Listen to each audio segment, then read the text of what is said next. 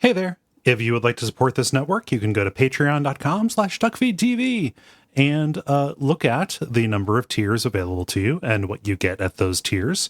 See what'll fit into your life and help us out. If you can, it is really appreciated. I can explain Patreon more if you want me to, but I don't think that's necessary. Go to patreon.com/DuckFeedTV. Thank you.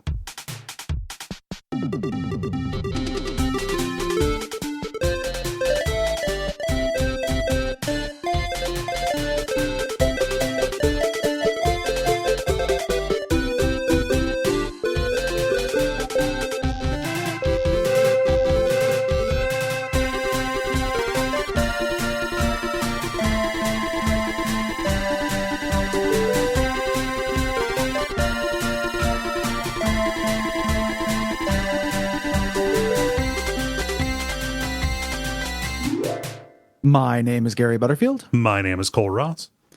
And you're listening to Watch Out for Fireball's Dispatch, our monthly Q&A roundup, listener response, game announcement podcast. Yeah, where we're going to your cues, we're going to expound upon your topics, and then read your thoughts on Hitman 3, RollerCoaster Tycoon, and Metal Gear Rising.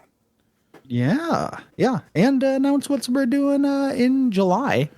Coy boy. This year is creeping up. Yeah, you'll have to skip to the end. You'll have to skip to a random series of syllables. If you've been playing the ARG, you will know what time codes to go to.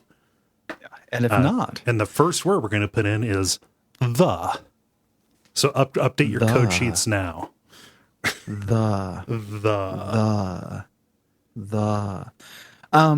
Thanks everybody for writing in. And just as a reminder, if you would like to write in questions or prompts, you can do so by being a patron. If you go to patreon.com/DuckFeedTV, look out for that post. Mm-hmm. I will go ahead and get us started here with a question kind of topic thing. Boy, this is formatting in a weird way. Who asked this? I need to I can't zoom down. I can't scroll smoothly. Oh, weird. Yeah. No, so this is just something interesting that somebody put in that they put in as a potential long form prompt, but it's just useful data. So we have Andrew C, who says, in your Pathologic episode, you mentioned that playing the game made you excited about games that come from contexts outside of the US or Japan, that particular dichotomy. What are some games you found that explored the context of their origin in an interesting way or shed light on where they came from? In case you find the data interesting, here's where the WAF games you've covered are from. And we've got a big list. So I didn't know that we did, let's see here, 3 or 4 games out of Sweden. Didn't know Divinity Original Sin was from Belgium. Yeah. This is interesting in terms of so it's one of those things where something can be from a country and then it can kind of be culturally from a country. Yeah. If that makes any sense. I'm not. So for example, Call of Juarez the Gunslinger was developed in Poland, according to this data. I haven't double checked, but I don't feel like it's doing anything with that. Yeah. That's a neat game, but it just feels like it's a middle tier shooter with a cool gimmick, continuing this brand name. Whereas, something like Disco Elysium, which is from Estonia and is very informed by that, or something like Frostpunk, which is kind of informed by that feeling of oppression. Yeah. That tends to come from Eastern European games. That tends to come out from there, or also from Poland would be Witcher 3, which is informed by the folklore from that area, right? Yeah. And there are games that I think don't that are on here that kind of invoke that, and then also games that don't, or that do and games that don't. Yeah. So I don't really feel like Hitman is a particularly Denmarkian game. Yeah. But it is interesting to see. I think that when we were talking about that with Pathologic, at least what I meant was more evoking something other than a traditional Western or Eastern aesthetic. Yes. that we have in games. Like at the bottom of this list, it's like Japan 105 games, US the rest. Like they're by far the the lion's share. Mm-hmm. And you can feel, like, I feel like you can feel that difference more than anything. Anything outside of that is what I want. But I will, it's not like SSX Tricky feels particularly Canadian to me, or says anything about Canada. Right. The fact that LA Noire comes from Australia, I think, is more surprising than anything, just because it feels so American, aside from getting that one rank in the military wrong. Well, there's a lot of games like this where it is another country's kind of take on something. Like this answer to this wouldn't be the same if we came from another country. It's because we're American and we are cultural colonialist, and just, the whole country plays this Club Cranium, or the whole world. Yeah, like, whether they want to or not. We export this. So, a lot of these games are going to be influenced by that and in that realm, whether we like it or not. Yeah. Yeah, but I appreciate you putting together that data. It's neat to see it laid out like that. Yeah. I'll take that. I was going to read that one, and then I had a problem with my Google Doc. So I'll read Ryan's. Recently, a sequel was announced to a 34-year-old Famicom exclusive Getsu Fumaden, and there's an upcoming Teenage Mutant Ninja Turtles game that is based on the 80s cartoon series and explicitly spiritual successor to Turtles in Time. Are there any games from around 25 years or more ago that you would like to see revisited and enhanced for modern sensibilities? My own answer would be something that looked like the Soul Blazer, Illusion of Gaia, Terranigma trilogy. Yeah. Same like ActRaiser. Like, I would love to see something that does something with ActRaiser. Yeah. I think it'd be pretty cool to see Capcom do like a faux retro Sweet Home kind of thing. Almost like a Resident Evil remake or something like that. That would be cool. Yeah. That Getsu Fumaden game, I think, is the game that the Ninja Turtles got reskinned as. If I recall. And it's really interesting that they both are coming out. Yeah.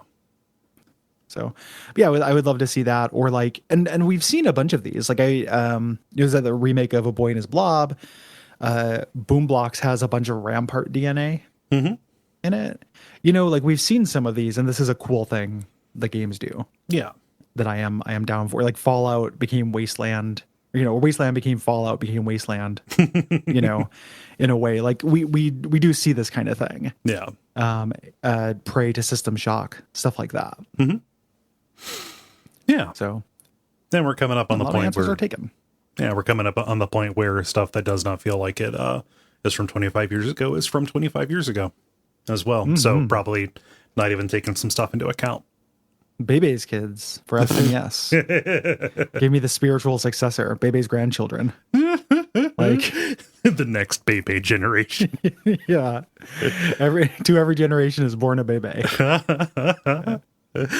Let's see here. Mark says, do you think that the Switch is getting a little too long in the tooth? I love that system, but more and more it seems like there have been performance or porting issues that really hamper the experience for some games.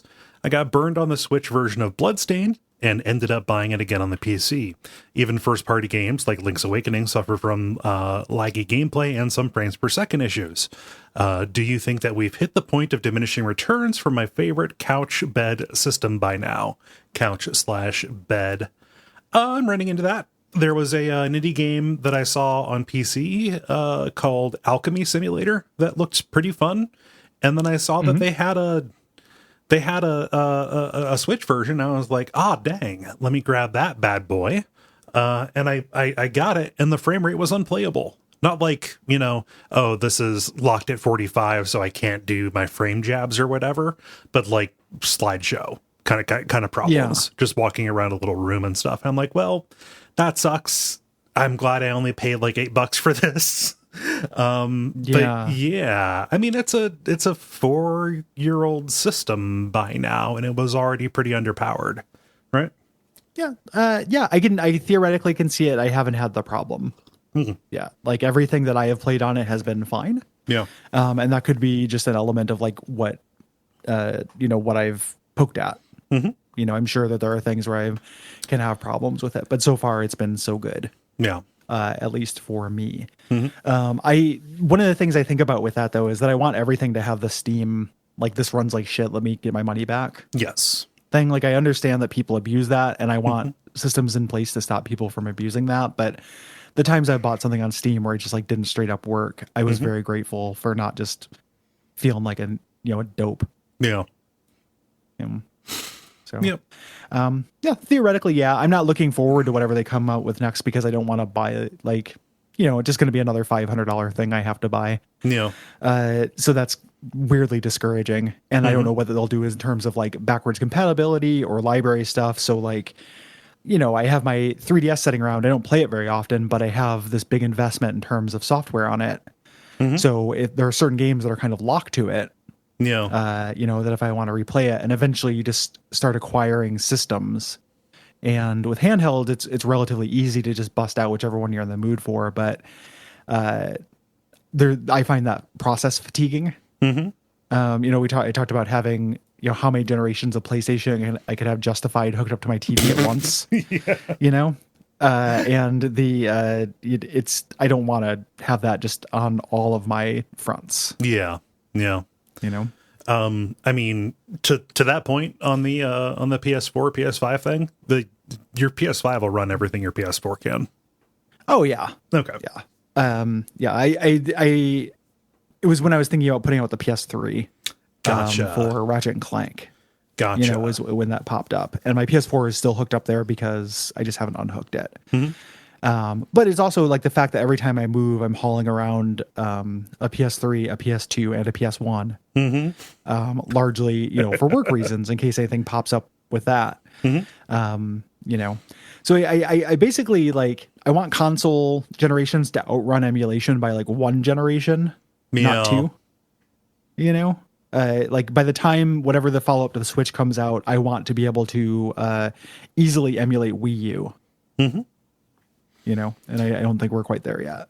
Yeah, certain games, yes, for sure, but otherwise, no. And Nintendo has not necessarily handled moving your content gracefully in the past. So it's been horrible. Yeah, like the kind of surgery you have to do on a fucking handheld 3DS, to do it. Yeah, to like, it's horrible. It's really stupid. Yeah, like that shit sucks. Just using a little spudger to pry the back of a 3DS off, hoping you don't snap it. Yeah.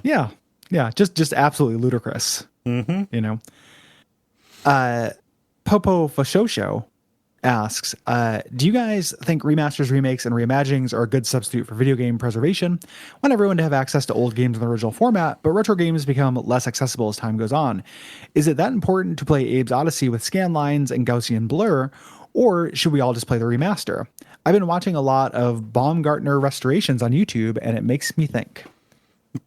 Why not have both? Like, it's definitely no substitution. I like having both because, things not getting locked to a system, like we talked about that, in terms of the Demon Souls remake, and in general, I think it's convenient to have things move up to it. But also, I want hardcore preservation as well. Like, they're separate aims to me.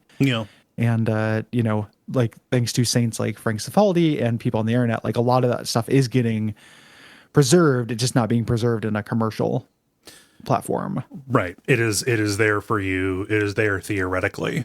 And something that I've run into is like having a chipped PS2 now, and just being able to download and burn like any disc for that kind of gets rid of that. I think that as people figure out how to crack hardware, that is going to be a little bit easier as well. I mean, when it looked like the PlayStation Store for PS3 and PS Vita were going down, like the internet was flooded, or at least my channels of the internet were flooded with like, okay, here's all the crack tools, here's how to find the ISOs that you need to get on here. like, and so like it's moved beyond, like, I think anything that's being remastered, I'm not necessarily worried about the original going away. It's more the marginalized stuff that is my concern for, or more the marginal stuff that is my concern for preservation. Things like ephemeral online experiences, MMOs, like, I don't know, WiiWare. It's just like stuff that has no chance of being, taken elsewhere, and now you just can't get it anymore, except unofficially. So remasters and stuff don't necessarily encroach on my anxieties about stuff going away. Yeah, we talked about that in regards on some show at some time period.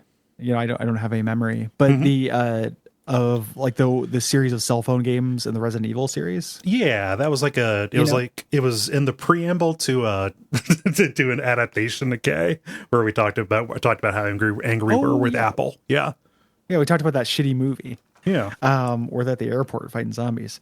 That kind of thing where like Apple got rid of those, but then also tons of them I can't find also because they didn't come to the country. And there's like an element where you can't get.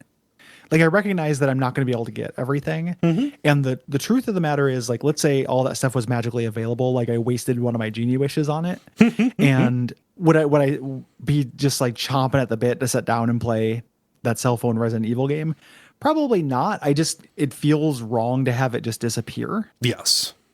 It's not practical. It's not a practical want for me. If I was smarter with my genie wish, I would have wished for a screenshot let's play of it. Yeah. Which also arguably would have been a waste of a wish. I mean, it depends. Is it like a good genie who can do wishes? Or is it like a shitty genie? Or is it a good let's play? It depends. How good is the screenshot let's play? Yeah, I mean, I no matter what genie it was, I would end up being turned into some kind of sentient screenshot let's play. Yeah. I'd get wishmastered. You'd be trapped in one. Just banging on the frame, begging people to let you out. Bring me red pages. Yeah. Oh shit. I think this is me.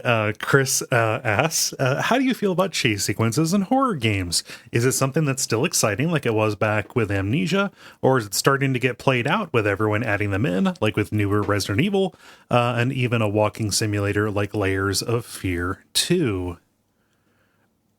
I'm fine with them. I mean, some of the shines come off the apple, but I think that they're part of a balanced horror diet. Yeah, I would agree. They're definitely less special. I remember when we talked about Dark Corners of the Earth, like the third episode of the show, the part where you get chased by the Shoggoth felt very fresh, and the part where you get chased in Innsmouth felt very, very fresh at the time. And like pursuit as a mechanic was something that like I remember really latching onto as like a neat, new kind of fresh idea. Yeah. And now, it is kind of part of the toolbox. But that happens, right? Like anything that's neat and new will eventually get incorporated. And sometimes, the one in Resident Evil Village is great. Yeah.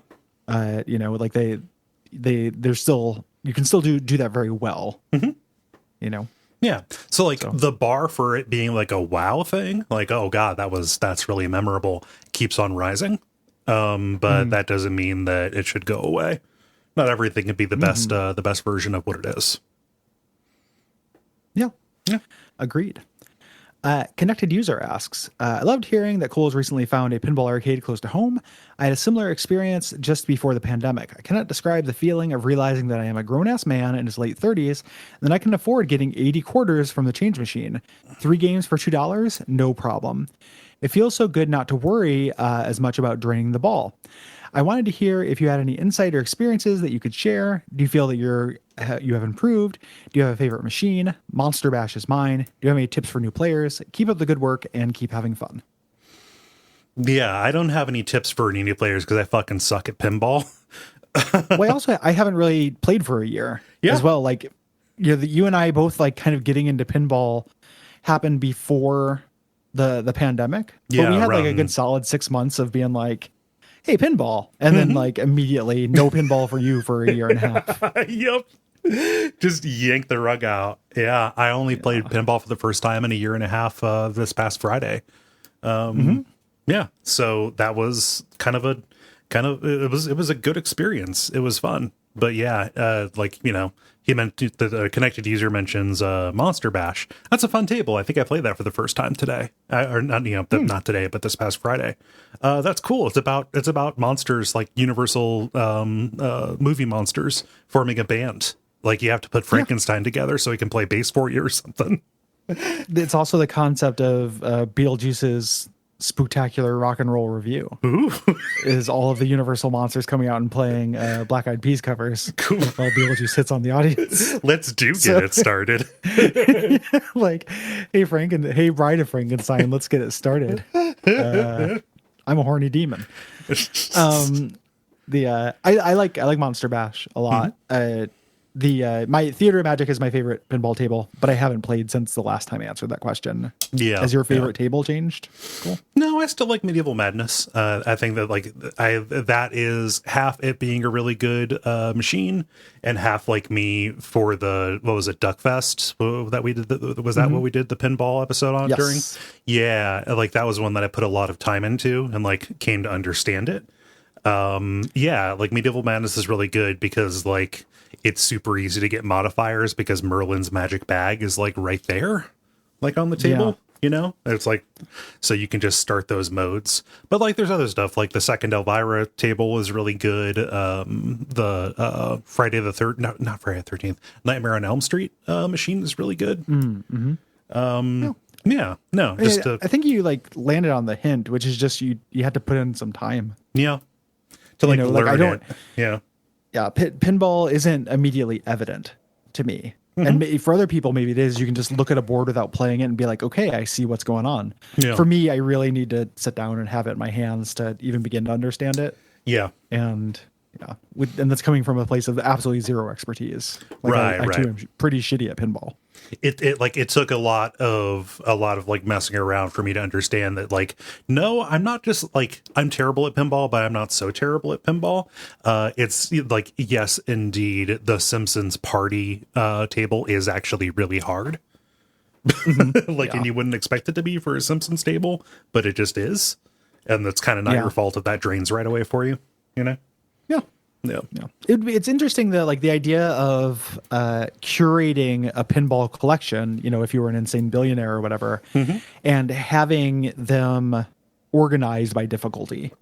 Like there could be a setup pinball onboarding process. Oh yeah. And there just kind of isn't. Like, hi, welcome to my airplane hangar. That is the pinball curriculum. Yeah. Like, and by the end of this unit, you will be a pinball apprentice. Go forth into the world. Yeah, and make babies that will also be okay at pinball through my weird natural selection process. Yes. Also, we're going to be playing an audio tape that will indoctrinate you into believing in Lamarckian evolution. Yeah. And eventually this is preparing for an apocalypse I can't tell you about, but I'm sure is true. In which a new generation of pinball wizards will be necessary to fight off the Gronkulons. Yeah. Mark says, do you think that the tail end of survival horror games need the empowerment phase, when you either get some overpowered weapon for a short time, or you're just stocked up on resources? Personally, I always enjoy getting to turn the tables on the enemies for a bit, but do you think keeping up the tension of those limited resources right up to the ending makes for a better horror game? What do you think, Cole? You've played more survival horror games than I have. Yeah. When that works, it really works. When it doesn't work, you get something like Silent Hill Homecoming, where like the very last stage has you like running through an underground cult compound, just straight up fighting humans in mining suits. Of like, okay, you're not fighting monsters anymore. These are like, they're just dudes who will, shoot at you with guns and stuff, and you've got a gun too. Like, that last minute shift needs to be handled extremely deftly. For a more recent example, like, compare the empowerment phase of Resident Evil 8 versus the empowerment phase of Resident Evil 7, right? Yeah. Not going to spoil RE8, but like we've talked about RE7, the salt mine, and that is pretty bad, right? Yeah. Primarily because they didn't have like the enemies to actually make it good. You know? And the combat in that game feels worse. Yeah. Than it does in 8. Mm-hmm. You know?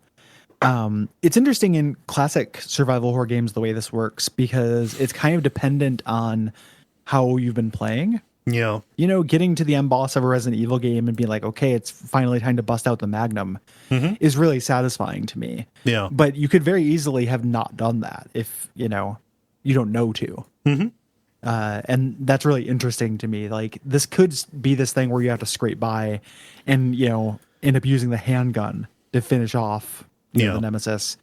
Or you can stomp them because you were incredibly conservative with your Magnum and, you know, explored really well. That's a reward for the kind of play that you're doing. Yeah. And that, when it does that, it feels good to me. So it can either feel good, like in terms of just in the hands, it feels good like it does in RE8, and it doesn't, it gets rid of the tension, but it ends up feeling just like a fun video game. Yeah. You know, it's not time for tension now. Or it can feel like a reward because you've engaged with survival horror as a genre. Yeah. And you know, like, hey man, these acid rounds, I'm going to find 7 of these in the entire game. So I got to make them count. Yeah.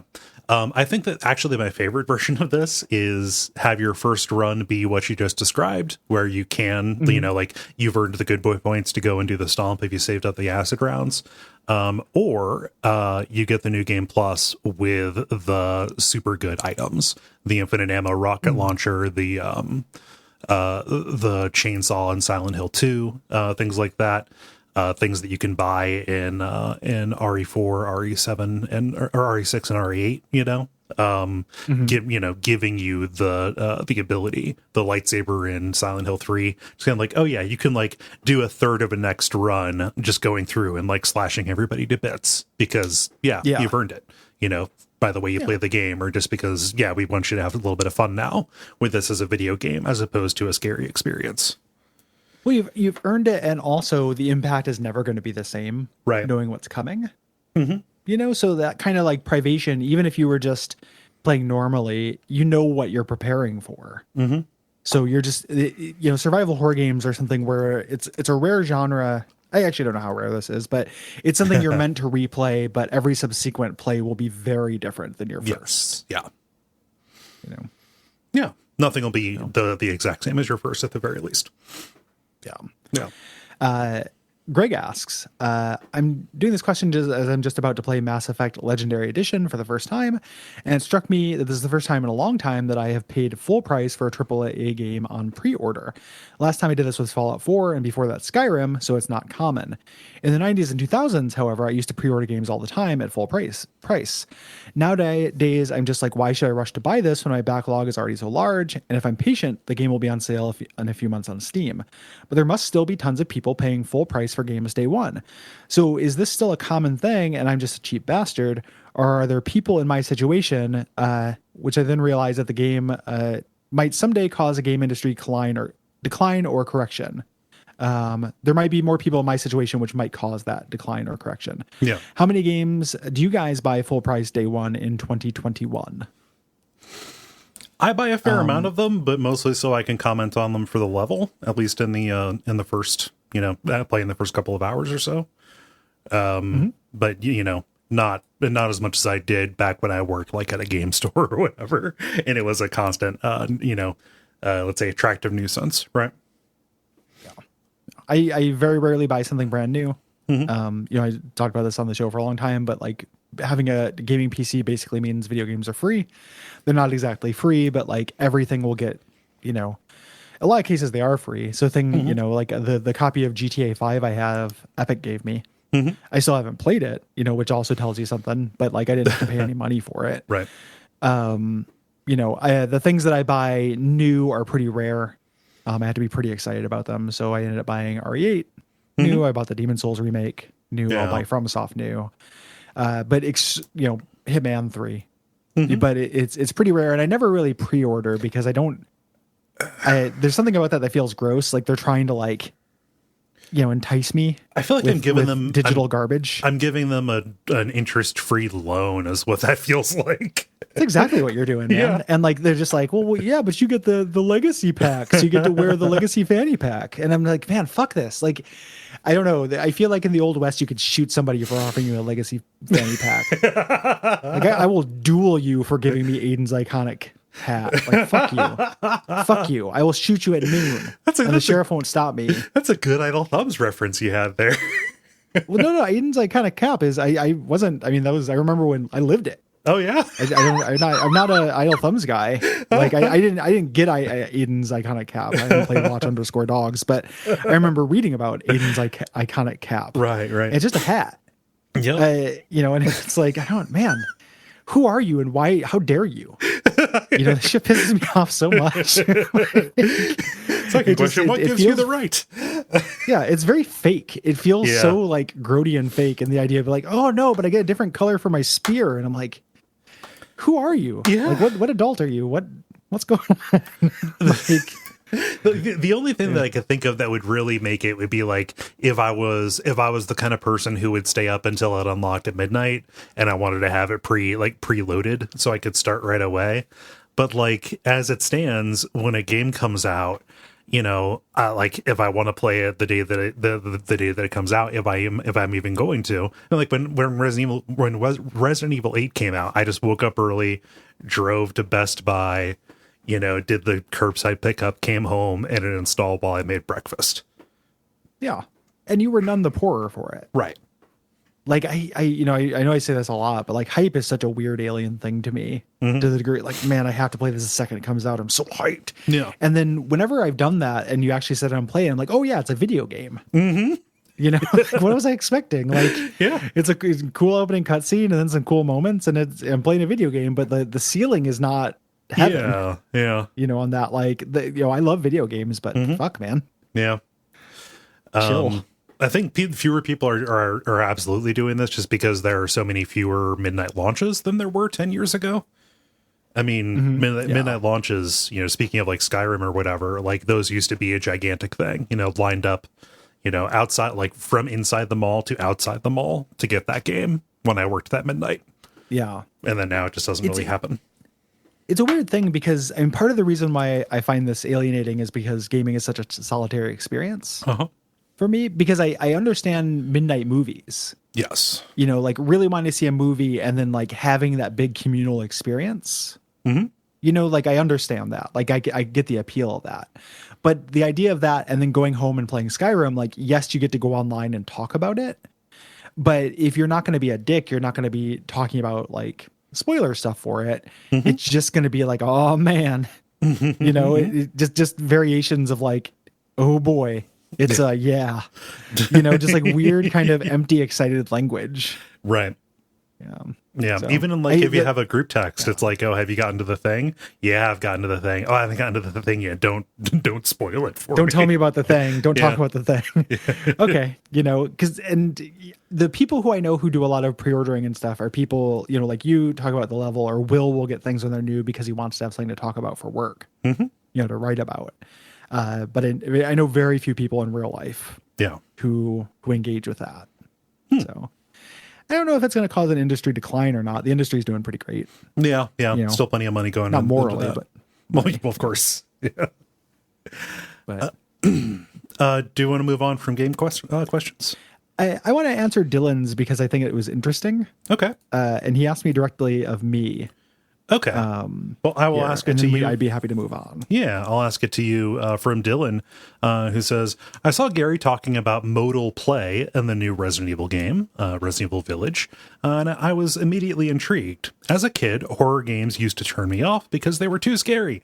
Now I find most of them boring and rarely frightening. However, the way Gary was talking about this type of play seemed antithetical to how I usually hear you talk about modality in games.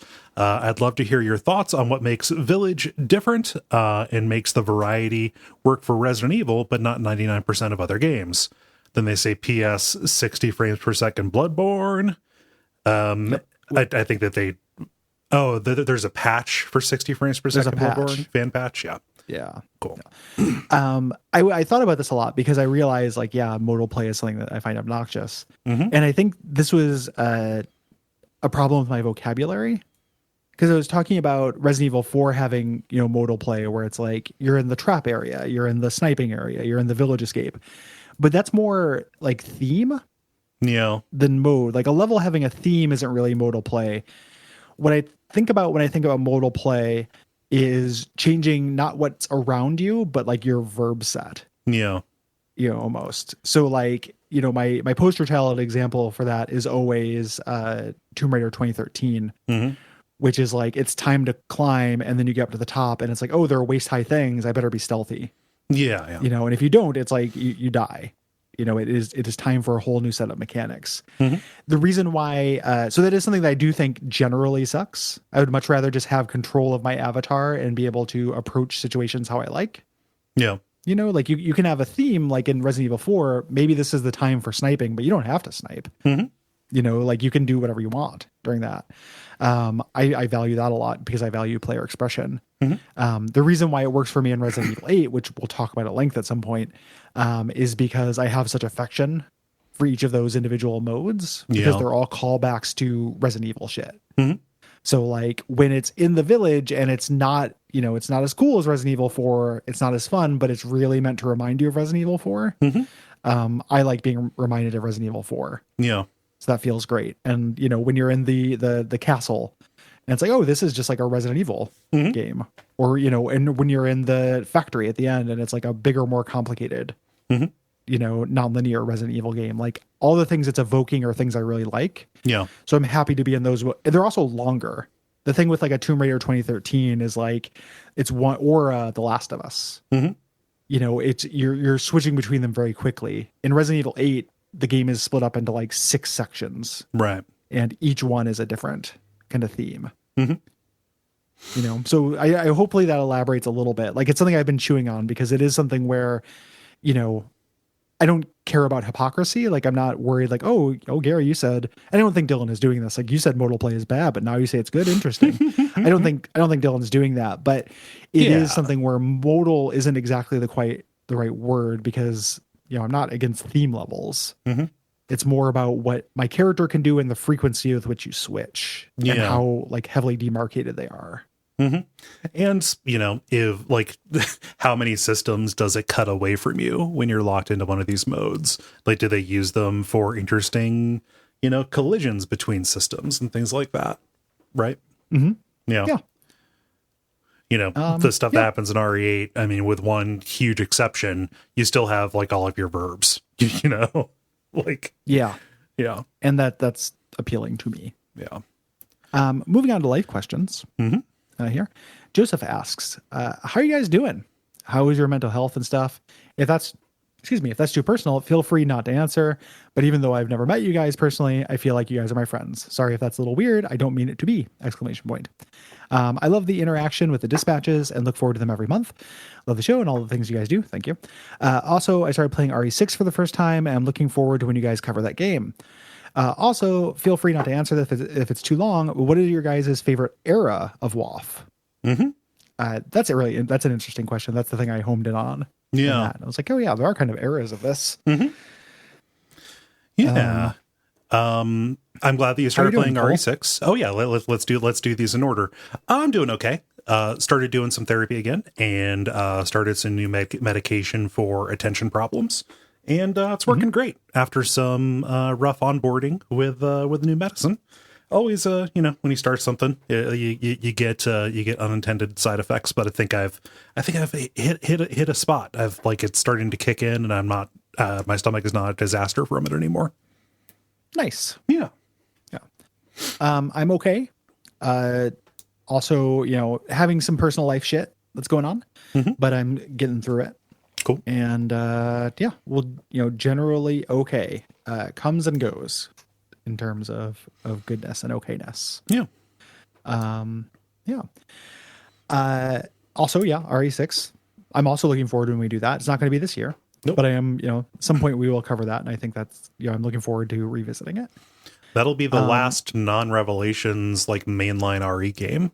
In this, along with 8 as well. Yeah. Yeah. Well, Revelations I wouldn't consider Revelations to be mainline. Yeah. I not to disparage them. It doesn't matter, but so it would be, then we'll have done the whole thing, which is cool. Yeah. Even though we never done Resident Evil 1 pre GameCube remake. Shit, the you're old right. one, Yeah. which would, I could see Mm-hmm. the value in that because it is pretty different. It is. Do you have a favorite era of the show? I mean, we're always changing it to be more suitable, so I'm like really fond of this era right now, actually. Yeah. Yeah, the process of learning what we want the show to be. Yeah. And adjusting that based on new information, and then also just our changing selves, like never stepping in the same river twice. Yeah. I generally think the show is as good as it ever is. Right. Every once in a while we'll do an episode where I feel like, oh man, I feel like I could have been funnier during that, or I could have been more energetic. Mm-hmm. And every once in a while we'll get a string of just like real like games that just lend themselves to really funny episodes. Yeah. Yeah. And as somebody who does the episodes, I know that other people listen to them and they get into them for reasons other than them being funny. But in terms of my enjoyment after we record, that's the thing that most highly correlates. Mm-hmm. Like if I laughed a lot when we were recording, I'm generally pretty happy. Yeah. But that isn't like an era thing. That's just kind of like, oh, we just happened to do, 3 pretty funny games in a row. Right. Like It Takes Two, like A Way Out, Magica, and then whatever the other co-op game we did. Oh shit! That month. I remember that being pretty fun. Yeah. Pretty funny. Yeah. Mm-hmm. So like that's kind of my favorite little micro eras. But in terms of era, like I always feel like we're honing in on whatever's closest to what we want. With this ever moving target. Mm-hmm. No, I mean, I think that I also like this one now because I'm not working a day job where I have to fit in, 20 hours of play a week in addition to the show and recording and stuff. So like, that's cool. That's a nice thing about the post 2018 era for me. Yeah. Agreed. Yeah. Sam asks, after losing my job to COVID last year, I decided to enroll back in school and pursue a different career path. However, after 4 semesters in, I came to the conclusion that this new path was just not for me. It was gut-wrenching to force myself to quit after all that time that I had dedicated, but ultimately it worked out as I am way happier now and found a great new job. Congratulations. My question for you is, have you ever had to quit something that you dedicated tons of time to, such as school or a career, and how did you deal with it? Yeah, that's a good on you, Sam. Yeah. Like sunk cost fallacy, like I'm not like fallacy man who's constantly like pointing out fallacies as if they end conversations, but sunk cost fallacy is real. Sunk cost fallacy was a big reason why I finished my degree, which just gave me more debt and I don't use it, and I regret it. Like, I wish I had just been like, what, this is fucking stupid. Yeah. Like I'm not getting much out of this and I don't really want the jobs I would get from this. I didn't have that perfect knowledge then, but in retrospect. Yeah. And for me, like that was my kind of third run up at school. Like I went when I was much younger, like I was like 19 or 20. And then I also went for a certification when I first moved out here that I didn't end up finishing. And I got like 90% of the way to it and stopped. And that was a real sunk cost feeling. But I was like, yeah, like looking into this, the kind of jobs I can get with this are too hard to get in this area without like moving across country. I just moved out here. I don't want to move. Yeah. And I don't want to throw good money after bad. So for me, like the way that I've dealt with that is just time, because that's how all trauma and bad feels go away for me. Yeah. The biggest example of this for me was when I initially went to school, fresh out of high school, went to UC. I started in computer science because I had this this idea that I would be like, smart programmer engineer guy, because I did good in high school science and math. And then I got to college science and math and I was like, oh, this actually isn't me at all. Actually, like this is hard. This is different. I think that maybe I was just really good at, let's say, manipulating the low expectations of high school. And it just wasn't great. And so with a lot, kind of swimming upstream against the demands of my family, and probably common sense, I switched over to, at the time it was called electronic media. Now, nowadays it's called media production. I switched over to that and still managed to finish my degree in 4 years, which was nice. Yeah, but I just kind of like abandoned kind of this whole concept of myself as like smart science guy to do something more creative, and it was a gamble that paid off. And that's kind of how I dealt with it, by being lucky. I coped because it ended up working out. Yeah. Yeah. Yeah. And it generally, like, I think, there's tons of chance involved. Yeah. But, I think it is worth taking that risk, because if you end up down a path and you're like, I'm not going to like this path. Mm-hmm. I don't like this. Like, it's not a moral failing to make a decision without knowing that. Yeah. Like you making that decision to go into engineering, or Sam's choice to go and do those semesters isn't a failing. He didn't know exactly what it'd be like. He had a guess. Yeah.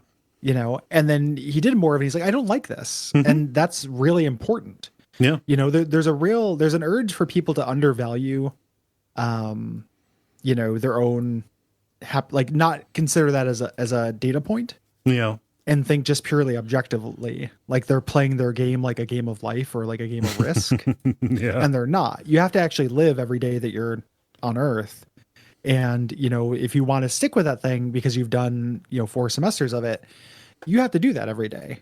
That's relevant. And the fact that you wouldn't like that is relevant. It doesn't mean that it's the only factor, but it counts. That shit counts. Yeah. For a long time, every job I took, like, paid less. Like, I kept, like, downgrading my job because it was stuff like when I worked as a dispatcher for public safety, didn't like it, and switched to a job that was way easier but paid significantly less, like almost half as much. Yeah. And it was like one of the better decisions I've ever made.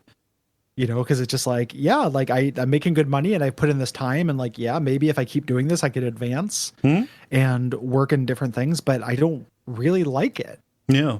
What it kind of ends the conversation in some way. Like, it's a really powerful bargaining chip if you just don't like what you're doing. Yeah. So, Chris asks, I'm getting married next year. Congratulations. And for my bachelor party, my best man is writing a special Call of Cthulhu tabletop campaign. I've never played before, but we talked about it a lot. And when he told me, I was kind of blown away. Originally, I didn't have a question and was going to share this random thing about me. Instead, I do have a question. When have you used gaming as part of a party or celebration? Have you ever had a gaming themed party for birthday or Christmas, etc.? I mean, college was marked for me by constant, just having, there are two things, having Rock Band and Guitar Hero around for house gatherings, and also like Mario Kart and stuff like that, because, because of the Wii. So yeah, like that, it was always a really good time, but never like it was never like the specific purpose of the gathering or like a theme for the thing. That was just having fun group video games around in an environment where people were looking to celebrate. Yeah. I when I was younger, I would have a themed, birthday that was around gaming. And then as an adult, for a few years, we did Game Retreat in the summer, where we'd go get a cabin for like a 4-day weekend and just play board games and tabletop games. Yeah. Which I miss a lot, but that was not to celebrate anything particularly. It was just, for fun. And that was great. So I do miss that, but that's the closest thing that I have to it. But yeah, that sounds really fun. Good best man. Yeah. Agreed. Do you want to do one each of media questions and show questions, then do lightning round? Yes. Okay. Yes, I do. Joshua asks, this is a media question. I've been watching The Simpsons in order for the first time, and I'm currently on season 4. Oh, good days, good days. I'm collecting the box sets as I go. I'm really loving it, but everything is clouded by the certain doom that is supposed to be season 10 and onwards. Does it really get that bad in the season 10 to 20 stretch? It gets... go ahead. Yeah, I would say it's not 10, because 10 still has a couple, 10 is still okay. Yeah. Like, I think it's like 13 or 14 to about 24 to 25. Yeah. And this is somebody who has been like revisiting late Simpsons. I think that era is pretty shitty. Yes. It does get better, and it doesn't dip as quick as people think it does. Like, it's when people start ascribing bad Simpsons when bad Simpsons start showing up. Right. You know? But like the season that has the Mel Gibson episode, like that episode fucking sucks. Like that episode sucks. But there are good episodes that season. It's not all that. Yeah. The Alec Baldwin episode and Kim Basinger. Whoa, yeah. Just atrocious. Yeah. Just atrocious stuff. Yeah, you have to start looking at it like, on balance, does this season have more clunkers than good ones? And like that for me starts happening around like season 12 or so, Yeah. Are you having fun? Yeah. Like watching it, or are you like, and then at that point, I think it's good to stop. And then when I started working backwards from the modern ones, I generally enjoyed that experience with still some clunkers. Like the new stuff is probably equivalent of like your seasons 11. Yeah. With that zone in terms of hit to miss ratio, and with lacking, being a very different show, like lacking the heart and but still having a good joke ratio. Yeah. Last night I was in a bummer mood and wanted to cheer myself up, so I watched the Australia episode. Oh yeah, again. Which, like, the thing, that's so different than later travel episodes, because one, they let the Simpsons just destroy it. Like that, they basically start a war. Like, I forgot that episode ends with Australia storming the American embassy and destroying it. Yep. And then but also, I noticed this joke before, but on retrospect, it hit me like incredibly fucking hard. When they're doing the booting and they have the Mad Max guy come out with the giant boot, that guy is so fucking funny. Yeah.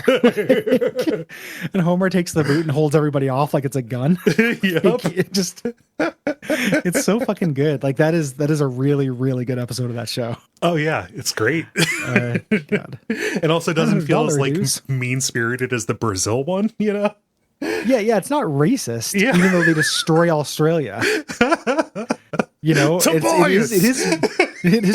Yeah, it's really mean to Prime Minister Andy. It's very implying a lot of mean things about Australia, but it doesn't feel as racist. Yeah.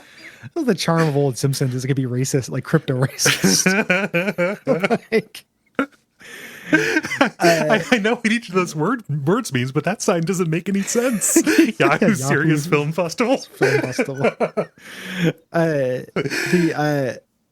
Matthew asks, do you guys have any thoughts on Alan Moore's Lovecraft-based comic works, Neonomicon, Providence, etc.? No, Gary has mentioned them a few times during unfilmable episodes, so I was curious if they were something you'd ever consider covering, or if that's just too dense to really fit the format of the show. P.S. The Patreon backlog has been a huge comfort during the pandemic. Keep up the amazing work. Thank you. They're good. Yeah. I like all that stuff. Those are some of my favorite comics, and definitely some of my favorite Lovecraft stuff. I would love to get them on the show. The tricky part is that it would have to be like a weekly show, because the comics are so dense. Like, I don't think we would cover more than one issue, right? Because they're full of references and there are tons of annotations. So our weekly show slots are pretty taken up at this point. Like, that might be a fun thing to do, like, once Orb wraps up. Yeah. But it's, we toyed with the idea of doing that with Unfilmable, but it's just very tricky because Unfilmable comes out once a month. And it's like, man, we're just going to do this for 4 years at that pace. Like, it would be a hard thing to imagine people. Yeah. Well, yeah, and it would be hard for us too, like, I don't know what I'm going to be like when I'm 44. Right. Like I don't, I think they're great. They're super adult and they're queasy. They have some queasy, adult shit in them, but it's some of my favorite Alan Moore stuff and some of my favorite Lovecraft stuff. I've done many rereads. I pre-ordered like a hardcover collection of all those. That was supposed to ship like 5 months ago. I did too. I just realized I never got it. Yeah. I also never got it. So it has to have been delayed or, we've been scammed. Yeah. So they're getting that duck feed money from us. Ultimately, it was just $60, but like, I don't know. I should probably look and see. It's been a while since I've gotten a, I'd still rather have it than not. Yeah, I would like it if I could. Yeah. Oh well. You didn't mention this, the Courtyard. If you haven't read the Courtyard, read the Courtyard, Yeah. Matthew, because that is the prequel to Neonomicon and is super good. Very scary. Down to show questions. Rick asks, one thing that I love about your show is your use of music and audio from the games that you review in each episode. I'm curious to know if there's a process to this behind the scenes. Do you have to purchase licensing for each track? Is it fair use since you're only doing snippets? Does the show being funded primarily or exclusively through Patreon mean licensing is not necessary? I'm pretty in the dark about this, and being that I'd like to do something similar in my own projects, I figured that I'd ask you boys how the pros handle it. Thank you for all that you do. You're the best. Fair use. First of all, yeah. Nice try, Narc. Is how I'll start off this. Nice try, but we're not going to tell you all of our secrets so you can FBI us to the RIAA.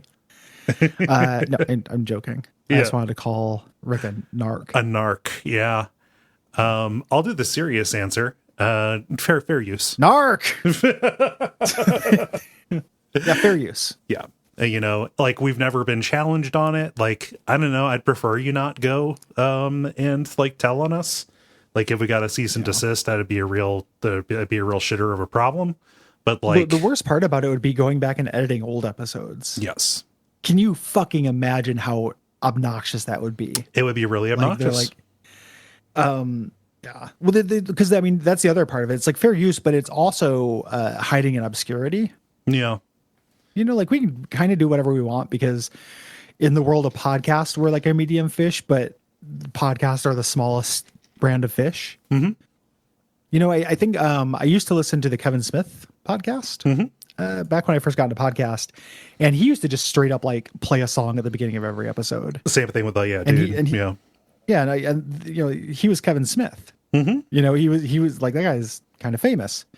He's a jorts magnate. And so I just, if he could do it, we could do it in terms of getting away with it.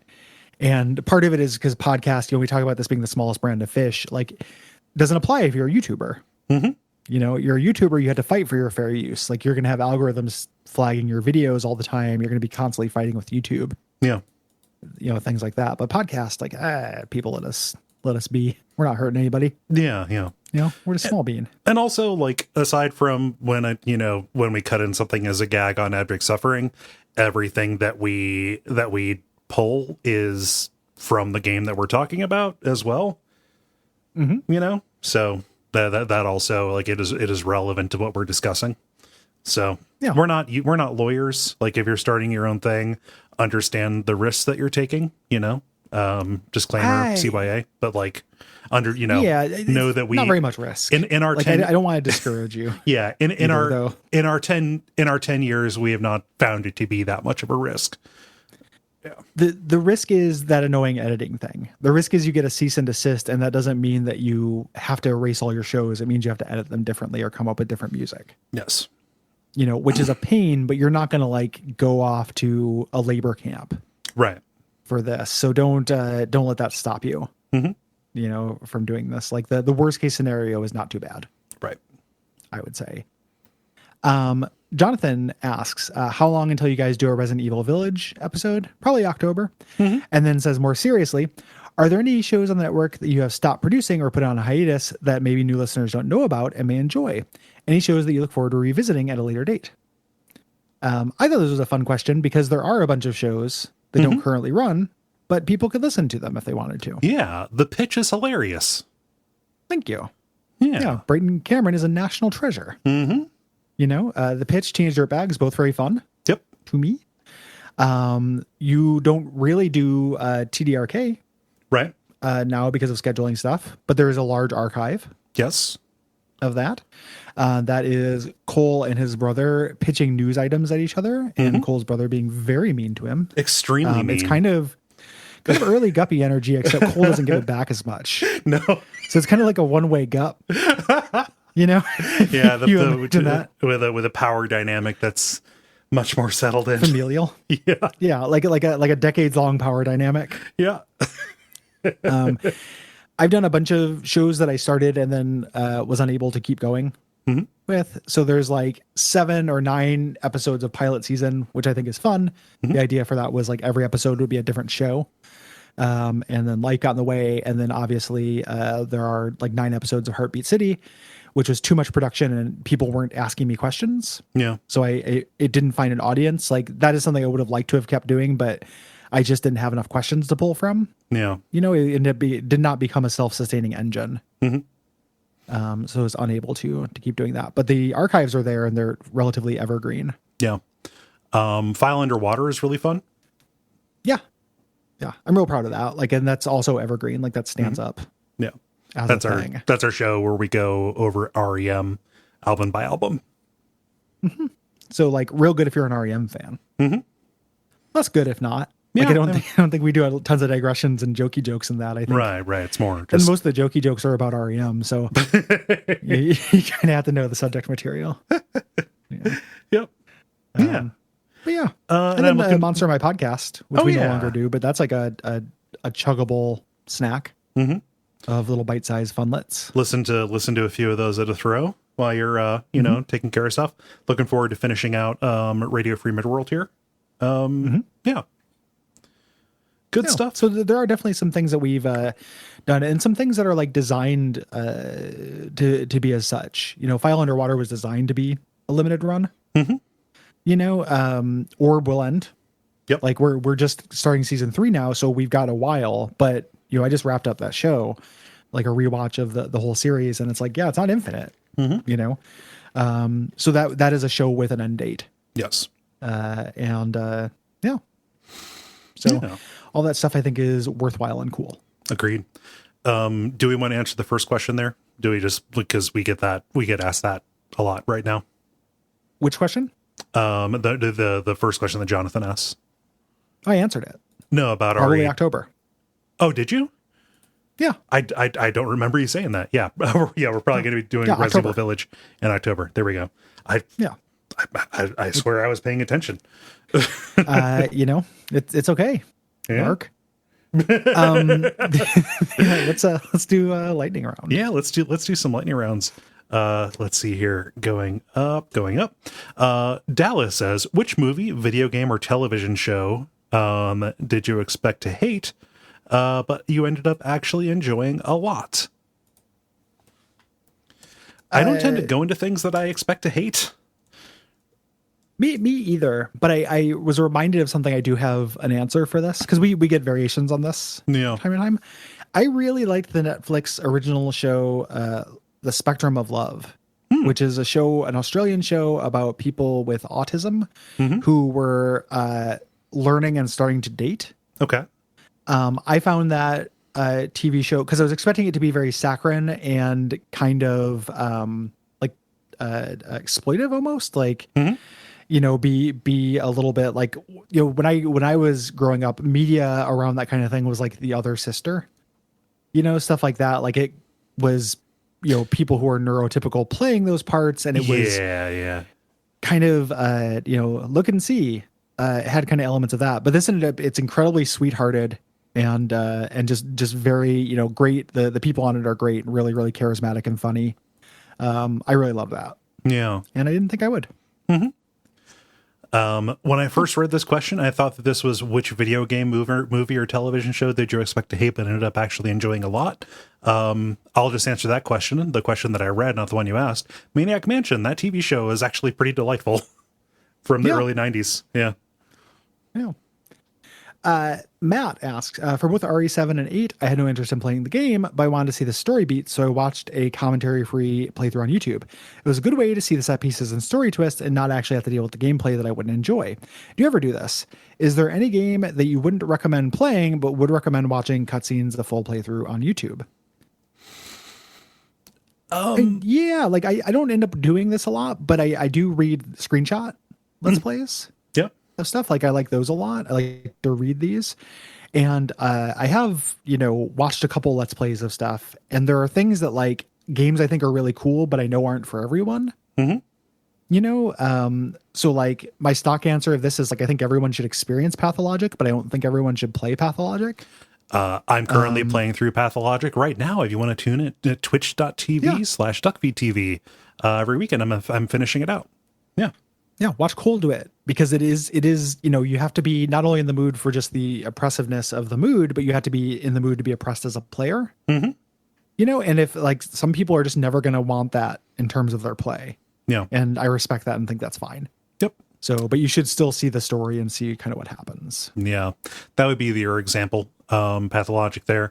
I never really end up doing this. If there's a series I'm curious about, I will look at a synopsis on Wikipedia, and then like poke around on the TV tropes to find like cool examples of things. Yeah. I'll end up doing that a lot as well. Like read, just a synopsis of it. Mm-hmm. So. Yeah. Jacob writes, Dear Gary and Cole, what's something that you never want to hear be recommended to you again? P.S. You should really read Infinite Jest. Signed, a curious listener. Gary, that is a funny joke. When did Infinite Jest become like the, if you see this book on somebody's shelf, run the other way? Like 4 years ago, because like something, and also why? Because like the joke about it, like at least for me, was like, oh, people own a copy but they've never read it. I own a copy of Infinite Jest and I've never read it. That's a different joke. That's the Gravity's Rainbow joke. Yeah. Like that's what I heard about Gravity's Rainbow. I think the Infinite Jest thing came about because David Foster Wallace is a white guy, right? And I remember seeing that kind of discourse start popping off when it became like a thing, like, hey, if your bookshelf is entirely like old white dudes, like maybe you should look into that. Yeah, you know? But it's pretty misguided, because David Foster Wallace is incredibly different than Chuck Palahniuk, Dan Brown, or like any of the. I was thinking about specifically like Toxic. Yeah. The idea is like, oh, if you go into a date and a dude has this, he's a specific kind of dude. Mm-hmm. Yeah. But like, I don't know. Like everybody who I know lots of ladies who like Infinite Jest, and every dude who I know who likes Infinite Jest is sensitive and good. Mm-hmm. The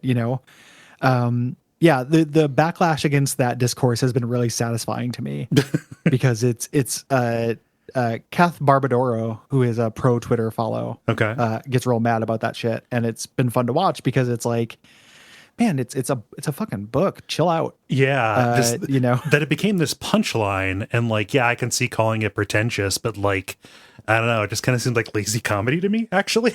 It doesn't even. I don't think the idea was pretension, though. I think it was like toxicity. Like I think that it was, the idea was if a dude has this book, and this book, they're like a man-child manlet who you shouldn't trust. They're a fuckboy. Yeah. Also, I don't know, the things that you like don't define you. If you see a high fidelity on a man's shelf, run the other way. That's the by the way, but like it's not Atlas Shrugged. Right. Uh-huh. Like that's the book you run the other way. Yeah. There's one of them. And I mean, now Mein Kampf and shit, but like like Turner Diaries, Day of the Rope. But it's pretty rare. I don't know, that kind of stuff was very crazy to me. Yeah. In terms of the question, hey Gary, you played Nier Automata yet? That was going to be my answer, but people kind of stopped doing it because I complained about it. Right. And because they want me to play it, and I did the incredibly powerful threat that if you suggest it makes me less likely to play it. Mm-hmm. So every time someone suggests it, it's another year. And right now we're looking at 2027 or so. I'll eventually get to it in like the classic remastered version. Yeah. I don't know. I generally don't have one of these like across that. Nothing like specifically comes to mind. Something that does end up like rubbing me the wrong way, and this is not necessarily a flattering thing. It's when somebody says, "Oh, you should absolutely play," and then they say something that we have absolutely covered on shows. It's like, oh yeah, we did. My reaction to that should be, oh, you want to hear me talk about that? I already did. Here's a link to it. Not you don't know everything I've done over 10 years. Yeah, that's not a good reaction, man. Yep. You shouldn't expect anybody to memorize this shit. No, I forget stuff that we do all the time. Yeah, I know. you know, especially on Abject Suffering. Like someone will be like, have you ever played this? And I'm never going to be like, well, one of the 550 Abject Sufferings we did is about that thing. We didn't talk about it or anything. Yeah. But I expect you to remember the name of the file. Uh-huh. Yeah. You know? Notably, I don't act on that reaction. That's just something that I'm like, wait a minute. And then I don't say anything, or I send them a link to it. So I could see that if they've got like a chip on their shoulder about it.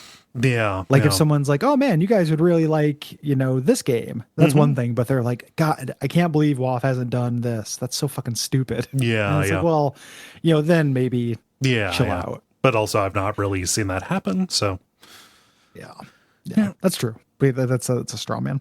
Mm-hmm. Yeah. Is this me or you? I think it's you. ICP. John asks, ICP, that posse of mentally unwell clowns, has The Gathering. Duckfeed has Duckfest. But what about a beverage? What's the Duckfeed Nation's Fago equivalent? Rise up, Duckfeed Nation. Gary, I've got it in one. I know what it's going to be. Yeah. Werner's Ginger Ale. Oh, that's a good one. I was gonna have a real normie answer like coffee or something, but like, so like, I don't drink a lot of non-coffee, non-water things. But yeah, but like Fago is a regional pop. It's made in Detroit, where ICP is from. Werner's Ginger Ale is regional here, right? Where we both come from. Yeah, Werner's Ginger Ale. Yep, and it's incredible. Oh yeah, it's delicious. And a lot of people will die if they chug it like ICP chugs Fago. Like it's the kind of thing that you really chug sideways. Like I can't imagine just siloing a magnum of Werner's. It's so spicy. Yeah, it's an incredibly spicy drink. But that if you want to hang with the big dogs, mm-hmm. You got. Do you got that green can? You could, yeah. Did you bring green can? Mm-hmm. Yeah. Yeah. Do you have it? Next time we do something in person. Mm-hmm. Werner's. Do you have an answer? Another answer for that? Coffee was going to be my answer because I don't drink anything other than water and coffee really. Yeah. So and sparkly water sometimes. Mm-hmm. Like blackberry flavored bubbly. I love the blandness of just having soda water beer thing though. But Werner's feels more. Go ahead. Yeah, not even flavored soda water. Uh-huh. like unflavored for me. Just seltzer. Yeah, just seltzer. Just water that is a little bit salty. Mm-hmm. Yeah. This is you. Yeah, this is me. Alex says, American singer-songwriter Jimmy Buffett accidentally clips you at a crosswalk in his seaplane. It's a dream. You're fine. Yeah. And he's clearly at fault, but he will lose his seaplane license if the authorities get involved again. I love how important the word "again" is in that. Yeah, very good. This is a great question, Alex. Yeah. So this is really funny. So he instead offers to settle things on the down low by buying you a for real cheeseburger in paradise. Where is paradise, and what's on that burg? God, what a good question. 5 stars. 5 stars. 5 stars. If everyone who's listening to this, I never know what references will land for people because sometimes the youngs listen. But if you've never heard the song "Cheeseburger in Paradise," you have to fucking hear it because that song has a breakdown with like hand claps where he just lists ingredients of a burger. It's fucking incredible. I like mine with lettuce and tomato. Like it's really incredible. Yeah. So if you ever want to know the Jimmy Buffett burger recipe. Mm-hmm. Where's your paradise? What's on your burg? Yeah, I mean, I like my house a lot, so maybe in my living room, or like in the parapet of some windswept castle, like abandoned and spooky, on some kind of like island in Scotland or whatever, Yeah, and what's on my burg? I mean, my favorite sauce on a burg is barbecue. Like I think ketchup is for Bustos. Like a rodeo burger. Yeah, I mean a rodeo burger is absolutely like the way to go. If I could do a rodeo burger that also included a runny fried egg, that would be probably best for me. Yeah, there's a burger. I would do like a cabin that overhangs a stormy cliff. Okay, on a very dramatic coast where it's raining. Mm-hmm. And then on my burg, do like a pretzel bun, cheddar, grilled onions, ketchup, and mayo. And that might be it. Yeah. So that's my Paradiseburg. Yeah. I like the idea that both of our ideas of paradise are antithetical to James Buffett's. Oh, sure. Like, I mean, I would want to punish him for hitting me. Right. He clipped me. So I'm not going to be like, oh, the beach at Cabo San Lucas. Like, I'm not going to throw him a softball. No. My paradise happens to be your restaurant, Jimmy. I'm not going to like let him get off the hook that easily. Yeah. Hit me with a fucking plane. Stuart asks, are the games you really don't want to cover on WoF, even though you feel like you should? Games that spark huge conversation on social media, games loved by Duckfeed fans, etc. It's also a really good question. Yeah. Yeah. Boy, we talked a little bit, like there are some things where it's like, the big one for this for me always is Kingdom Hearts, because that's a popular game series, but I don't think anybody would have fun doing that because, I'm mostly speaking for me, but I reject the premise. Mm-hmm. Like it's about Final Fantasy and Disney characters getting together and talking about their friendship. I can't. Yeah. That's not serious. I can't take that seriously. Mm-hmm. Shenmue is one as well. Yeah. But that's because I know, I don't like that game. I think it's really boring. Mm-hmm. And I would complain about it and make points that I think are legit. And then people would be mad at me because they liked that game when they were young. Yes. Yeah. No, I think both of those are good, are good answers. I think that games that I think would make good episodes where we would find things to like, but they would require an awful lot of... that's another way, yeah. Yeah, an awful lot of investment. So, now that they've launched WoW Classic, I think that would be fun to go back to, Mm-hmm. But, we neither of us have, any real experience with that, and then you end up, with gatekeeping, kind of when we did Team Fortress Classic, Yeah. We don't know the real game because we didn't play to the end where you're doing... equipment raids. Right. And so that just takes a lot of time, more than the, 15 to 25 hours that we budget for a game, in a week, maximum. Right. Similarly, I don't know, it starts to feel kind of ridiculous that we haven't done a Monster Hunter, even Monster Hunter World just yet. But those are so long. It's very similar though. That's like a single player MMO. Yeah. In kind of almost how they play. Yeah. There's a similar equipment grind and, an end game and stuff. Yeah. There's also things in terms of just length, people, are like, oh, I can't believe you guys haven't done Persona 5. And I'm like, I can't believe that we didn't want to put 100 hours into, creating 6 hours of content, or I can believe that. Yeah. So it's not necessarily a principled thing. I might dig that game. I liked 3 and 4, but it's just the time investment is irresponsible and morbid, Yeah. So, those are kind of the ones I think. Yeah. I think this might be me. Alex writes, what's one thing you frequently do in games that clearly goes against the designer's intent, but makes things more enjoyable for you? For example, I turn up the brightness in every game that I play because I hate super dim, murky environments, even when they're obviously intended to look that way. That's a good answer. Just when they say turn up your brightness until you can barely see the symbol in the white box. I'm like, oh no, you're not getting away that easy. the define barely, motherfucker. I turn up the brightness. I also do everything with subtitles. Oh god, yeah. And that's not my hearing is not as good as it once was when I was younger, but it's also partly that I don't trust any media really to mix well. Video games are notoriously shitty at mixing their shit. Yeah, and I just want to read it. And yes, that isn't intended because there'll be sound cues or things you're meant to barely hear or deliveries that'll get messed up when you read them, but I don't care. I've decided that I'm fine with that. Yeah. So, Marcus says, what is your perfect weather for enjoying a nice day? I like a 68 degree, 65 degree overcast light jacket kind of scenario, in the 60 to 67 or so corridor, light jacket, overcast, very little sun, but it's not dark. Same. Yeah, pretty much exactly. I mean, for a nice day, different, differing versions of that, shit, if I don't have anywhere to go, I'd love a thunderstorm.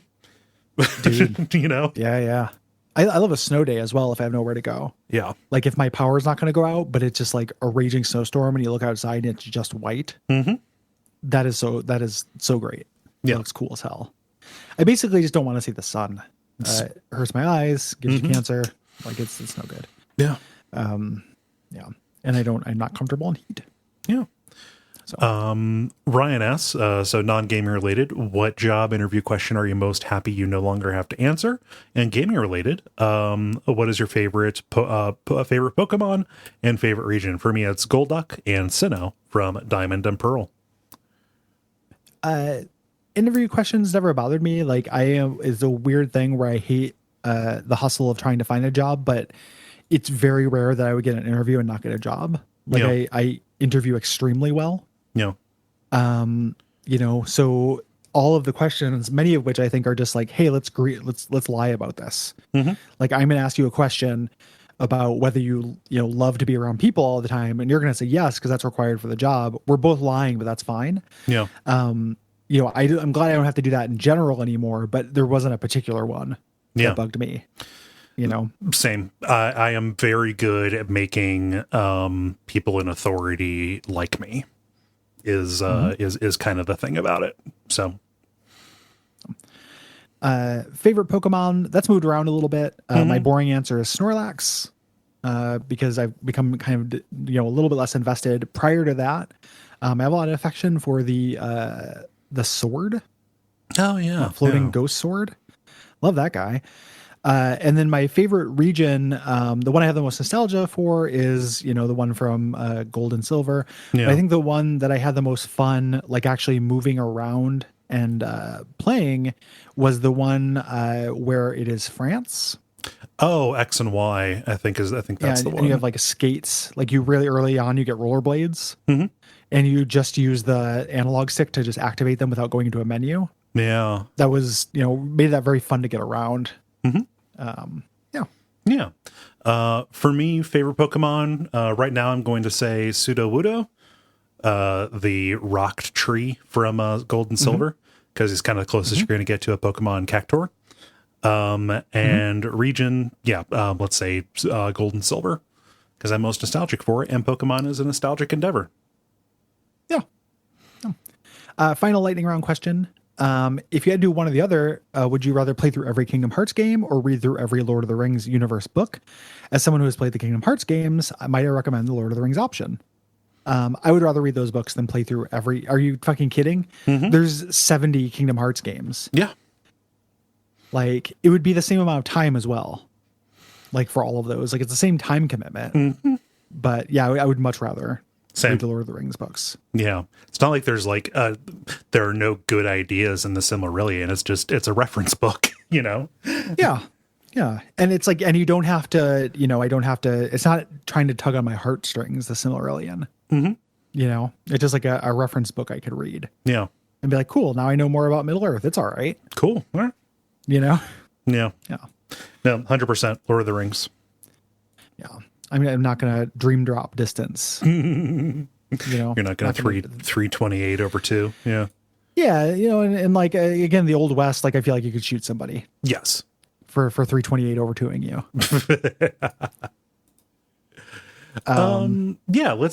Let's do our topic. Let's say. Yeah. Why don't we? I'm going to let you read it because it is something that you're bringing to us from a question. Yes. That's me emailed. Here we go. Yeah. Normally we pull these from a post that we put up. However, this was a really good question that got emailed in from a patron. This is Mike, who says, I've been replaying a couple of games from my childhood and realized that it was the first time I was playing them without a strategy guide. I remember being younger and using them so I could progress past tough fights or just make sure that I got all the strongest gear. I don't really touch them as an adult, but I have positive memories of using them when I was a kid. I have a few old guides lying around, and I always appreciated the formatting and aesthetics. I feel like a lot of that has been lost as everything has moved online. What are your guys' thoughts on strategy guides as an art form? I fucking love strategy guides, Gary. I have like 2 whole shelves of them on my bookshelf.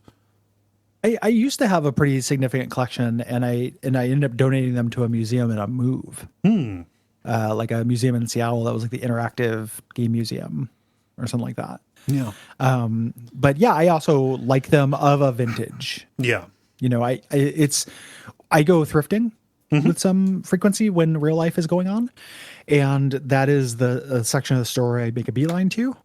And you can definitely tell kind of the good era of strategy guides versus the lousier era. Define the that good for ones me. are.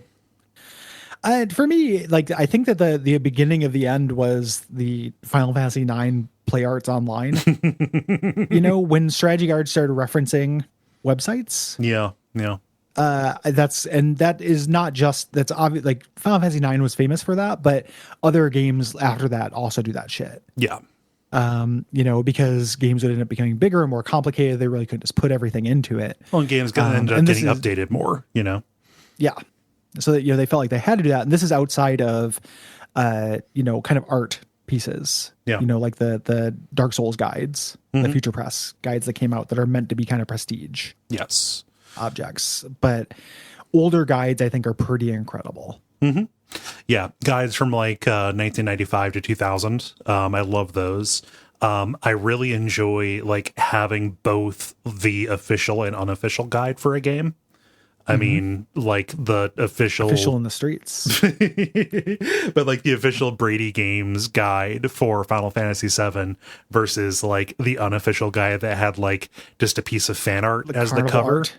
What's that? Yeah, the carnival art. Yeah, like it looks like it'd be on the side of like like an airbrushed Final Fantasy VII themed go-kart or something like that art. Yeah, and they had information that like didn't line up, or there were like, you know, like just a weirdly written caption that made you think that there was a secret that you were able to get like in the bottom of the pit in Corel where you fought Dine or whatever.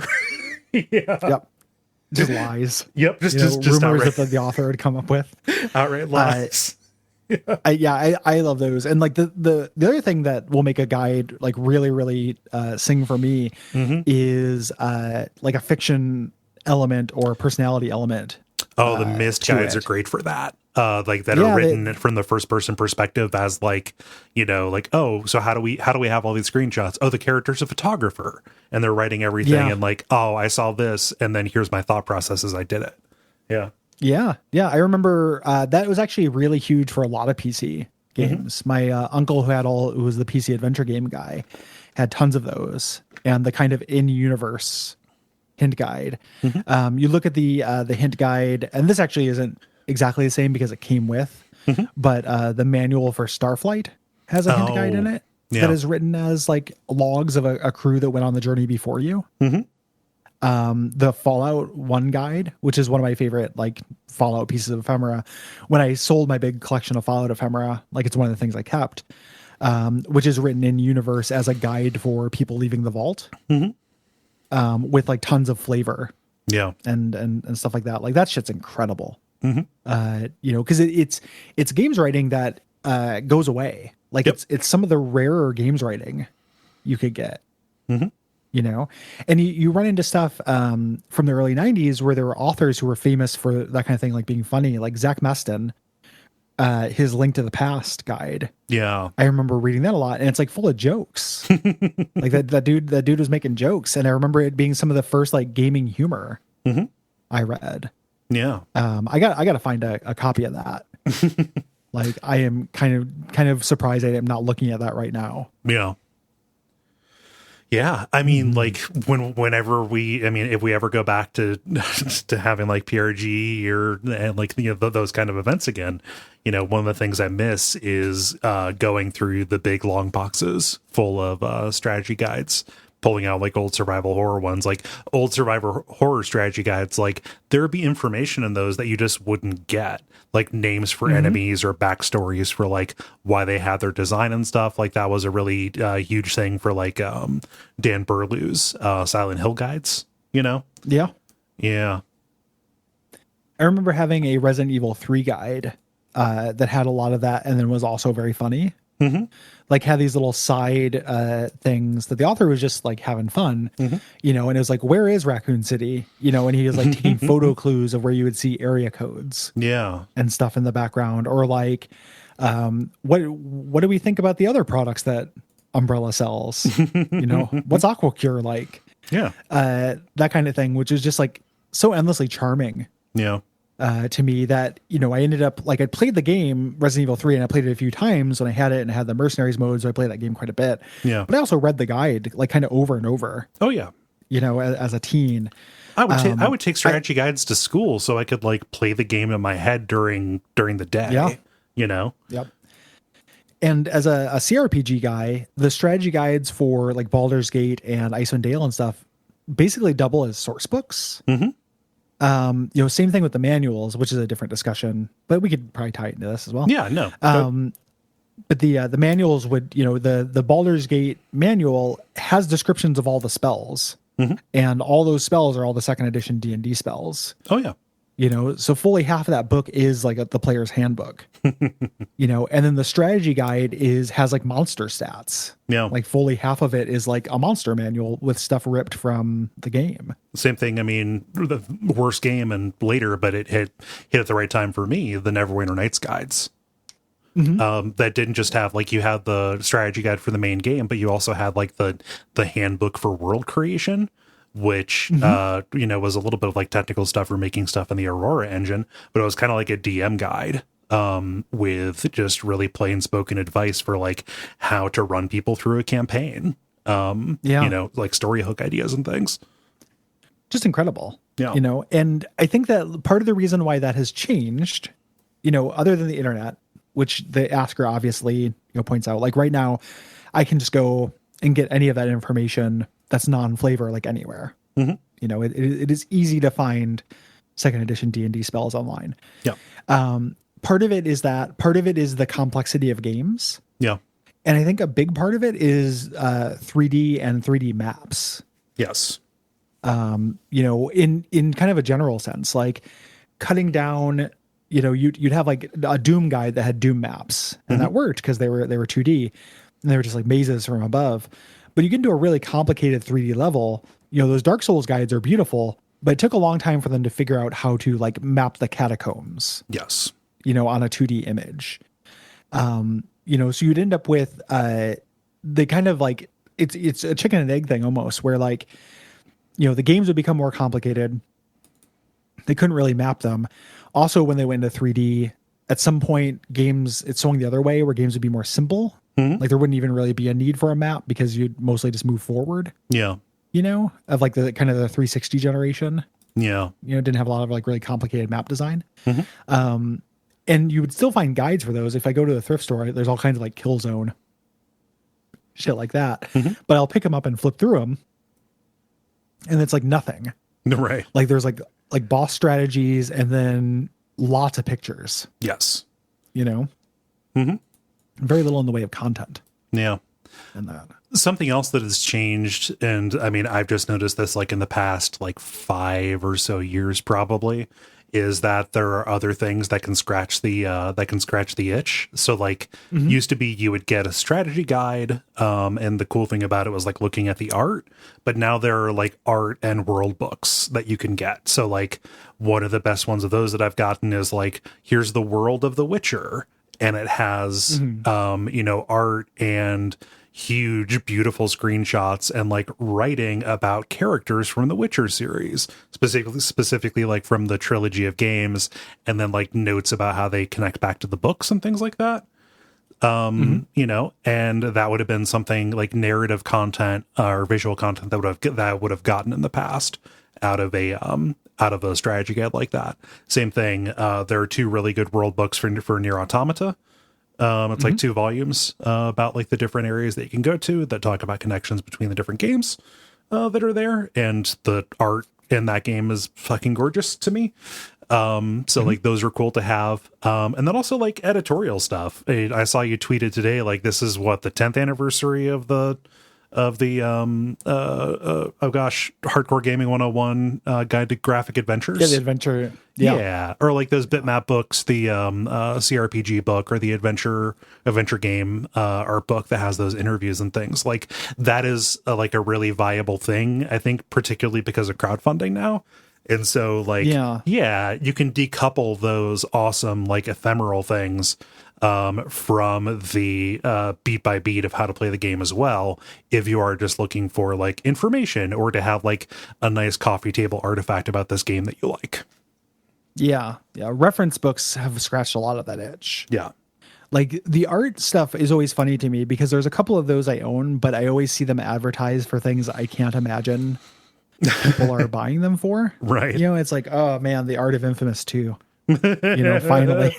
Like, but a reference book like that, that's a really good pull because that scratches a lot of that itch. Can I make? Oh, go ahead. I was going to make a recommendation on the reference book. I just got this a couple days ago, but I've been flipping through it. It's like the ultimate NES games ending compendium. It's a pretty slim volume, but like it has screenshots and like some pretty funny writing, like summing up the endings of these different NES games. Like the first volume is from like 85 to 88. It's pretty cool. Mm-hmm. It's like an attractive little book, and I've had fun like flipping through it. Yeah, I should pick that up. Mm-hmm. I was going to ask you as kind of a capper on this. When's the last time like you used a strategy guide? Like it actually was helpful and useful to you. The actual book itself to like look at it. To make progress in a game. I got an end. So when I was streaming the Resident Evil Director's Cut, I got an ending that I didn't know was possible. And I was like, oh, how do I get the ending? Oh, that's weird. And when you go and look up like a FAQ or whatever, it's just really hard to find that because of the way that all the stuff is written. So I was like, wait, guys, on the stream, I'm going to go and pull out my actual strategy guide from this and just like take a look and see what did I get wrong. And I was like, oh, it was something you missed like way back when, like, you know, you didn't wait for Barry to like drop the ladder down the well after you fell through it or something like that. It's like, okay, cool. Like I literally went and just like referenced it on the air. It's been forever since I've actually, I mean, even with the nice like Future Press ones, because I play the entire game before I look through it, the Future Press guide has been more like a useful resource when making notes for Bonfire Side chat, you know? Yeah. And just fun to flip through. But not like something I use for the game, you know. I ended up actually making use of guides for Fallout 3, 4, and New Vegas. Ooh. In real life. When I played those, not for 4 because of where I lived, but when I played 3 in New Vegas, I took the map that came in the guides and put them up above my monitor. Oh, yeah. While I was playing. And then once I felt like I was done with an area, I gave myself license to look in the book and see what I'd missed. Yeah. You know, those guides are actually really pretty useful. Yes. And you can go online and find them, but having it represented as a page and with a map to reference actually was really helpful. I thought. Yeah. And that was like shockingly recent, like me sitting on my couch, flipping through the Fallout 4 book while playing through Fallout 4. Yeah, I like those guides quite a bit. I mean, I had a guide for Oblivion and Skyrim and then the Fallout games. Yeah. Breath of the Wild, actually, like the map that came with that for the different shrines and stuff, I ended up like making little tabs out of sticky notes. And like putting them up and then taking the tabs down once I did that shrine, just because that's a really dense game and like the map is kind of make your own fun within it. And I wanted a physical thing to look at, so I knew where the good stuff was. Yeah. I ended up actually using that as well for Breath of the Wild. So this was just kind of like a fun, you know, love fest. Yeah. For this, but hey. What's wrong with that? Yeah, nothing's wrong with that. Nothing says we have to like answer the question definitively about what happened to him. But like, I don't know. I have a lot of affection for strategy guides. They're good things, and the way that they've changed is interesting. And I've been there for every step of the way. Man, like just once a month when I worked at GameStop and strategy guides got pennied out. It's like, yeah, no, these are marked for disposal. Those were like the one thing that when it got pennied out, you would be able to just like flip through it and take them without getting in trouble.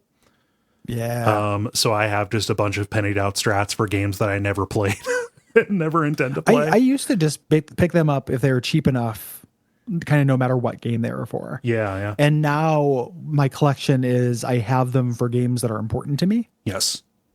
So I have like the big CRPGs that are important to me. I have the Souls games. The one that I don't have that I want to get is the Deus Ex guide. Oh, yeah.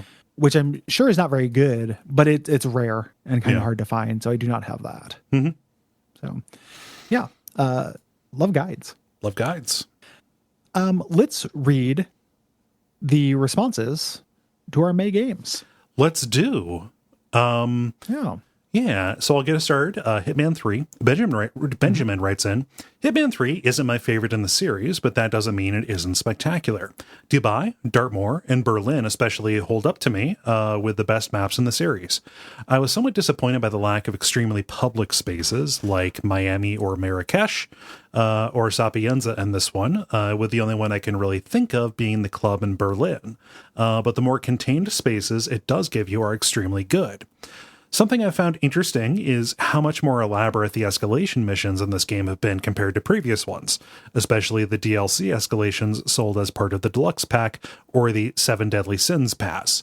The one in Chongqing, for example, essentially recreates some of the earliest levels from Hitman Codename 47, requiring you to snipe one character, kill another with a car bomb, and kill another while he is in a tram traveling on wires above the city within a few seconds of each other. Another, which manages to recontextualize the train level from the end, puts 47 in a ninja costume and gives him a cursed sword, which requires you to kill someone with it every 30 seconds or else die. You have to figure out how to get all the way from one end of the train to the other while chaining melee kills together. I really liked how these made you approach the game in completely different ways. Hitman 2 is still the best in the series, but Hitman 3 was a worthy follow-up, and I hope to see Agent 47 return sooner rather than later. That train one sounds awesome. Yeah, we were really wondering how you would recontextualize. Yeah, that's a really good idea. That level. Yeah. And I've shied away from escalations because it feels like, challenge mode content. But that all that sounds really cool. Yeah. So maybe I'll dip in at some point. Yeah. The public facing element for me was answered a little bit by Chongqing. Yeah. For me, like but I agree that it's not as like hide in plain sight as 2, which had Miami on the suburbs. Yeah. Which, are big standout levels for me. Evan says via contact, I don't think I'm the only person who played way more games due to the extra time from quarantine over the past year. This was exacerbated for me being a single person who lives alone in a 1-bedroom apartment. While I hated that much isolation, I truly discovered what games I do and don't like. For example, playing Wolfenstein made me realize I really don't like FPSs, even if I like the game story it tells. I used to define myself as a Souls gamer. Turns out I am a Yakuza Hitman kind of guy as I work through those series over the late spring and summer. To my ultimate joy and surprise, their newest entries were coming out within 2 months of each other at the end of 2020 and the beginning of 2021. When Hitman 3 came out, I was blown away. While Hitman 2 has my favorite maps, Hitman 3 was the game where I became truly consumed by the mechanics. I even learned how to speedrun it. And while I generally agree that the first 2 entries had better maps and targets, I will say Niels by Nielsen improved the quality of the music compared to the prior entries. Each map has unique music that aids in painting both the destination and setting the emotional mood for each point in the story. The track that plays once you leave Chongqing is my favorite. We didn't really talk about the music when we did that episode, but the music in Hitman 3 is really excellent. And I also noticed it was an improvement. Sometimes I forget to talk about music. Yeah. On the show. Yeah. You know what? I'm going to be honest. I didn't really notice it. So that's probably why I didn't make a note of it. Yeah. So, yeah. And, cool on you for learning how to speedrun it. Yeah. During, the last, Duck stream, Nick did his Silent Assassin, mode, vague kind of speedrun of the first one. It was really cool to watch. Nice. Yeah. Yeah. Moving on to RollerCoaster Tycoon, Luke says via contact, RollerCoaster Tycoon is extremely nostalgic for me. I've probably put more hours into the Roller Coaster Tycoon franchise than any other game to date. My favorite scenario, Arid Heights, was added in the Loopy Landscapes edition, or expansion rather. It was the first scenario without monetary restrictions, so it was an ideal sandbox, literally and figuratively. Roller Coaster Tycoon 3 implemented a full sandbox mode, which sort of led me to abandon the scenarios altogether. I think in all my hours, I achieved one fully realized park that I still have a save file on an old external hard drive. Thanks for covering a game that is so near and dear to my heart. Thank you. Yeah. No, I don't know that I have anything to add to that, but no, thanks. Yeah, I had to uninstall Planet Coaster because it was an attractive nuisance. I knew that if I let myself start it, I would not stop. So, yep, I understand that. Ryan says via contact, it is the distant future, the year 2000. Humanity has just survived the end of the world by digital calendar, and I have survived my first year in a new town. Being on an island where it rains 230 days out of the year gives you a lot of time indoors, so I took advantage of the power of our brand new gateway computer to dive into PC games. Roller Coaster Tycoon was a huge change of pace compared to my usual fare of Diablo and Age of Empires 2. Here was a non-violent game that pushed me to understand a variety of systems and tackle a huge array of scenarios. While I hated roller coasters in real life and had only been to Disneyland years before, I was completely consumed by this game, so much so that I used the internet to look for tips and advice for the first time ever. While I never completed more than half of the scenarios, I returned to the game and its sequel for the next decade, and it remains a huge part of my adolescent memories. I'm happy to see an island where it rains 230 days a year. Oh, God. You stole my heart. Give me directions to that island, please. Yeah. Indoors, please. It is nice. It is nice to find another person who does not like roller coasters but loves Roller Coaster Tycoon. Yeah, and it is, man. I love the idea of Roller Coaster Tycoon, Age of Empires, and Diablo as kind of a trinity of PC games. Like you put that, and then you put Ultima Underworld or something in there. Yeah, and there you got some your food groups covered. Yeah, definitive of an era for sure. Yeah. Year 2000. Yeah. God. Old. What does Doug say? Doug says, I have a lot of fond memories of playing Roller Coaster Tycoon. I played it with my girlfriend at the time, and I remember we ran into trouble with the janitorial AI. Although we hired plenty of janitors and ensured they patrolled the entire park, somehow puddles of vomit would always seem to just sit there, causing our park's rating to understandably decline. To solve the problem, we created Vomitio or Vomitio. I'm not sure which is funnier. Vomitio is funnier, yes. I think. We created it sounds Shakespearean. Vomitio. Every game, we could have one free roaming janitor. We would assign that name and pick him up and spot clean those those vomit puddles as needed. Which was basically all the time. His sad, puke-filled existence would have made for a very depressing Wreck-It Ralph side character. The game and the relationship are now long behind me, but I confess every once in a while my thoughts will drift to poor, woeful Vomitio, and it will put a smile on my face. Yeah, you made yourself a poopsmith. Yeah. Love Vomitio. It sounds like the Spill Magic Bunny. If you remember that when we talked about the Spill Magic Bunny. Yeah. Yeah. That's great. I love stuff like that. Yeah. Alex says via contact, as a big theme park kid growing up, Roller Coaster Tycoon was a dream come true. My brother and I would swap strategies and take turns on the computer building rides. The simple isometric perspective and Lego-like track pieces really helped us wrap our heads around the build process. I returned to the game a couple of years ago with some help from the OpenRCT 2 mod and fell in love all over again. With an adult perspective, concepts like G-forces and loan interest made a bit more sense than they did to my kid brain. I was surprised to find how deep those systems actually go and how much this game still sparked my creativity.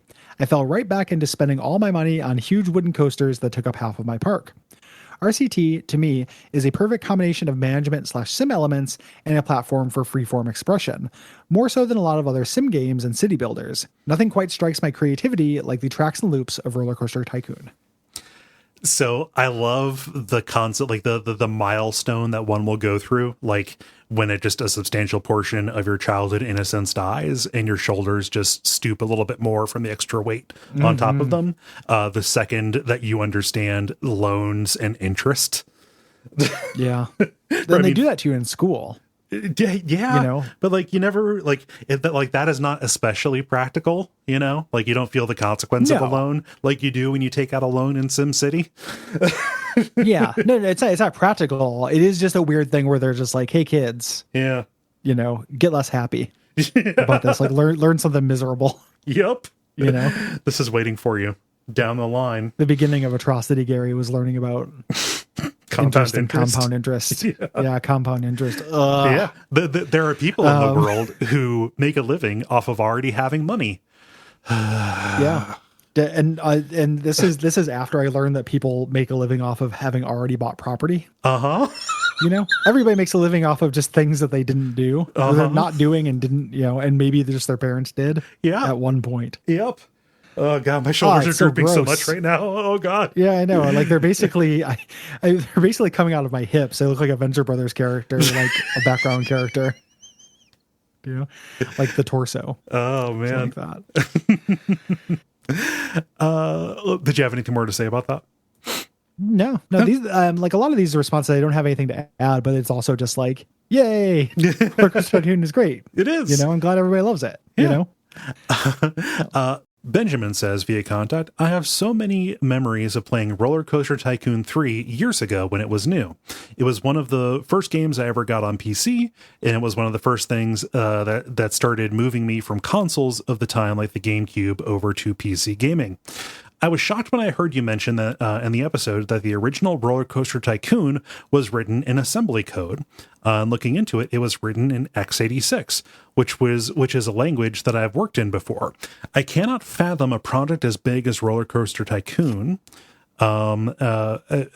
being written in such a low-level language, as opposed to a higher level language like C++ or even C, where things like memory management are largely handled for you. x86 requires you to do actions like coding the information in and out of specific areas of the processor by hand, just to perform the simplest of actions like addition or subtraction. May God have mercy on your soul if you need to divide anything. This sent me down a rabbit hole of looking into what languages were commonly used in game development at the time, since I've commonly heard it repeated that Super Mario 64 was programmed in MIPS, M-I-P-S, another assembly language similar to x86. This rumor specifically started because the rabbit from Super Mario 64 is named MIPS, which is supposed to be a reference to the language. But after some research, it seems that rumor is false. And even Super Mario 64, from 3 years earlier than RollerCoaster Tycoon, was programmed in C. The reason that rumor exists and the rabbit is named MIPS is because the N64 ran on a MIPS microprocessor, which is distinct from requiring MIPS code. Coding your games in assembly, from what I can tell, wouldn't have been a common practice since the NES days. And getting something as complex as RollerCoaster Tycoon running in assembly is, to me, akin to putting a man on the moon using nothing but slide rules. Chris Sawyer is certainly an impressive programmer to have pulled off such a feat.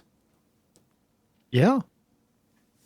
Yeah. Like, I'm glad to have somebody, you know, kind of add some context to that, because I'm pretty ignorant about this entire dealio, you know, the entire dealio of programming. It's not one of my dealios, not my dealio, not my dilly bar. So it's interesting to hear it put into context, you know, like I read that, but I didn't really know what it means. And then saying like, oh, like you can't actually add and subtract. Yeah. You know, like you have to define that kind of stuff. That's pretty wild. Like, have you ever played Human Resource Machine or 7 Billion Humans? Yeah. Yeah, that's a little bit what it's like to code in assembly, is my understanding. Yeah. That's like an abstracted version of it. But I don't understand the connection between Human Resource Machine and then like getting a picture of a roller coaster. Yeah, there's that. You know, like I understand how to get like math problems and stuff, which is what happens in that. Yeah.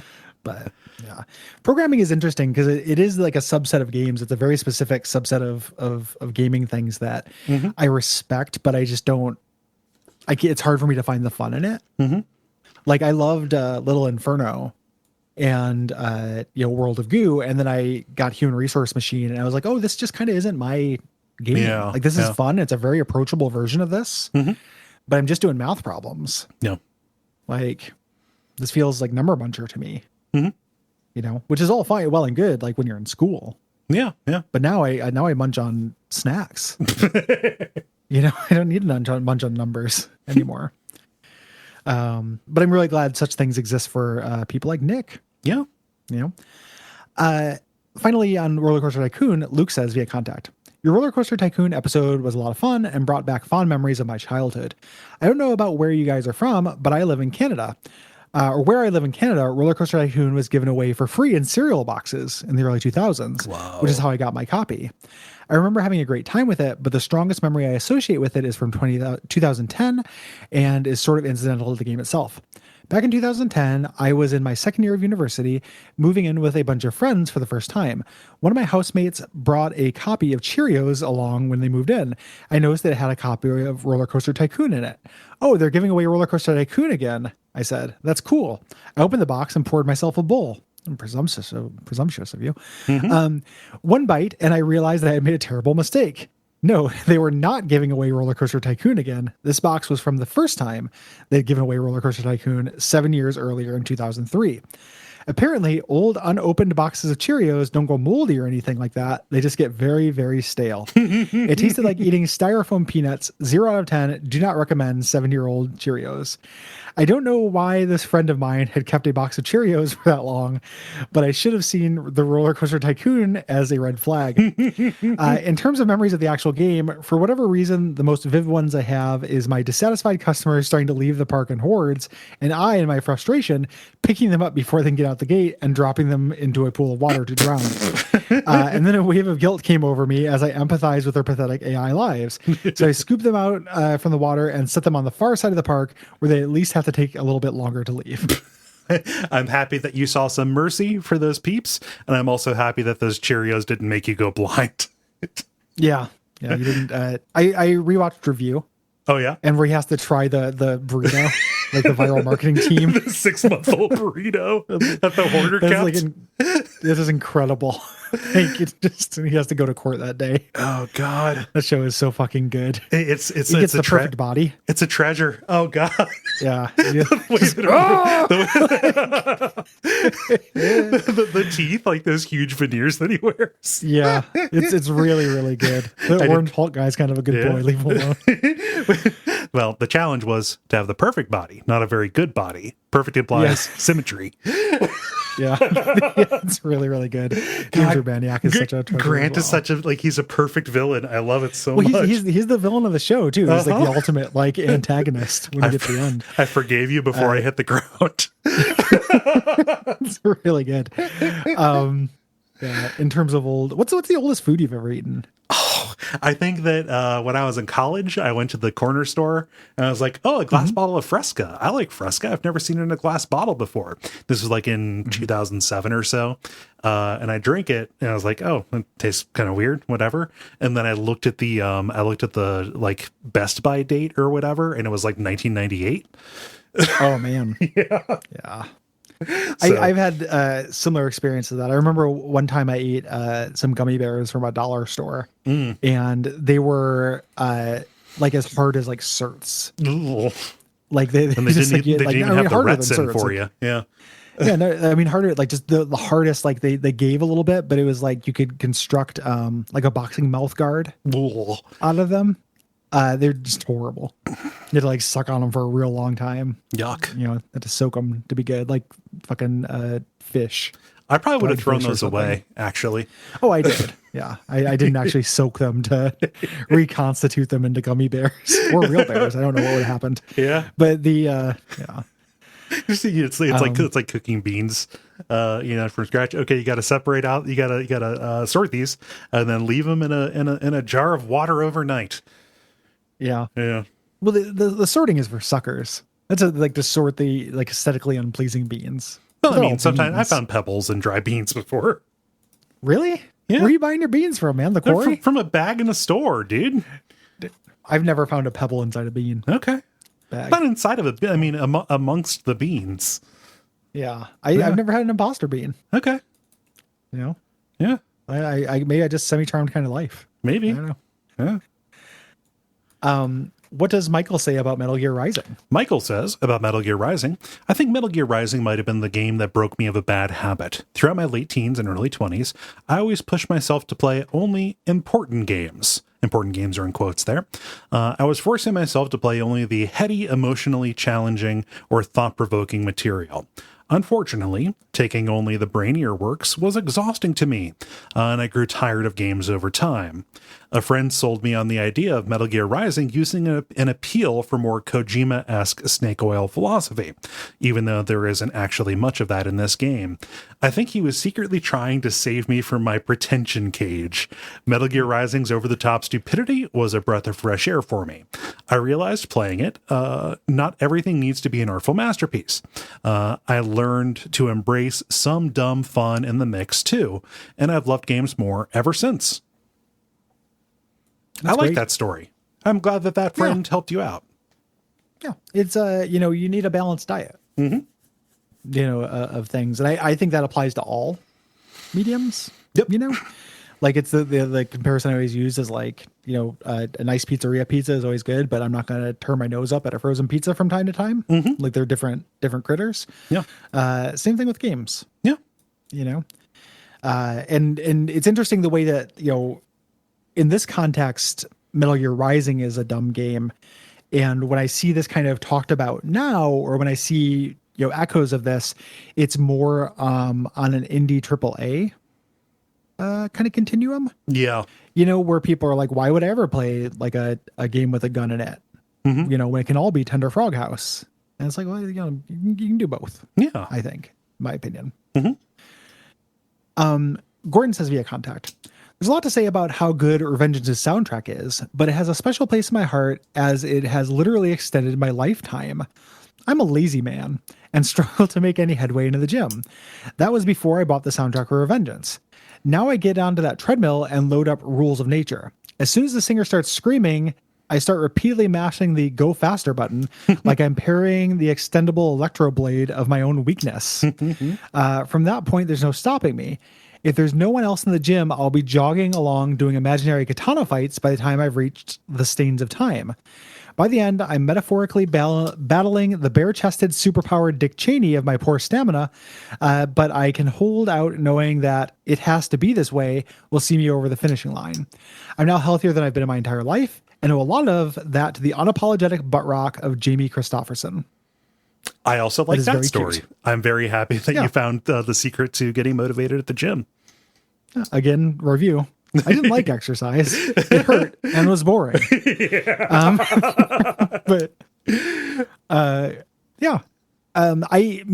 never a music exercise person. I understand like get pumped mixes. Yeah. I'm always a distract exercise person. Yes. Yeah. The putting on a 45-minute episode of a show when you're sitting on the stationary bike. Yeah. Yeah. I can understand if I was more of that kind of person, this soundtrack would probably work for me in terms of that. Yeah. But it's real cool that you found something that works. Yeah. Moonborn writes via contact. In the Revengeance episode, Cole mentioned that Astral Chain is basically a successor to Metal Gear Rising. This is only partially true. I say this not to at you, but to share the rest of the truth because I think it's quite interesting. Astral Chain, in fact, uses both mechanics and assets for multiple games in Platinum's catalog. There's a modified version of Blade Mode from Revengeance, a QTE prompt for special attacks in the middle of combos from Transformers Devastation, and a multitude of recycled animations, Revengeance, Nier Automata, and many others.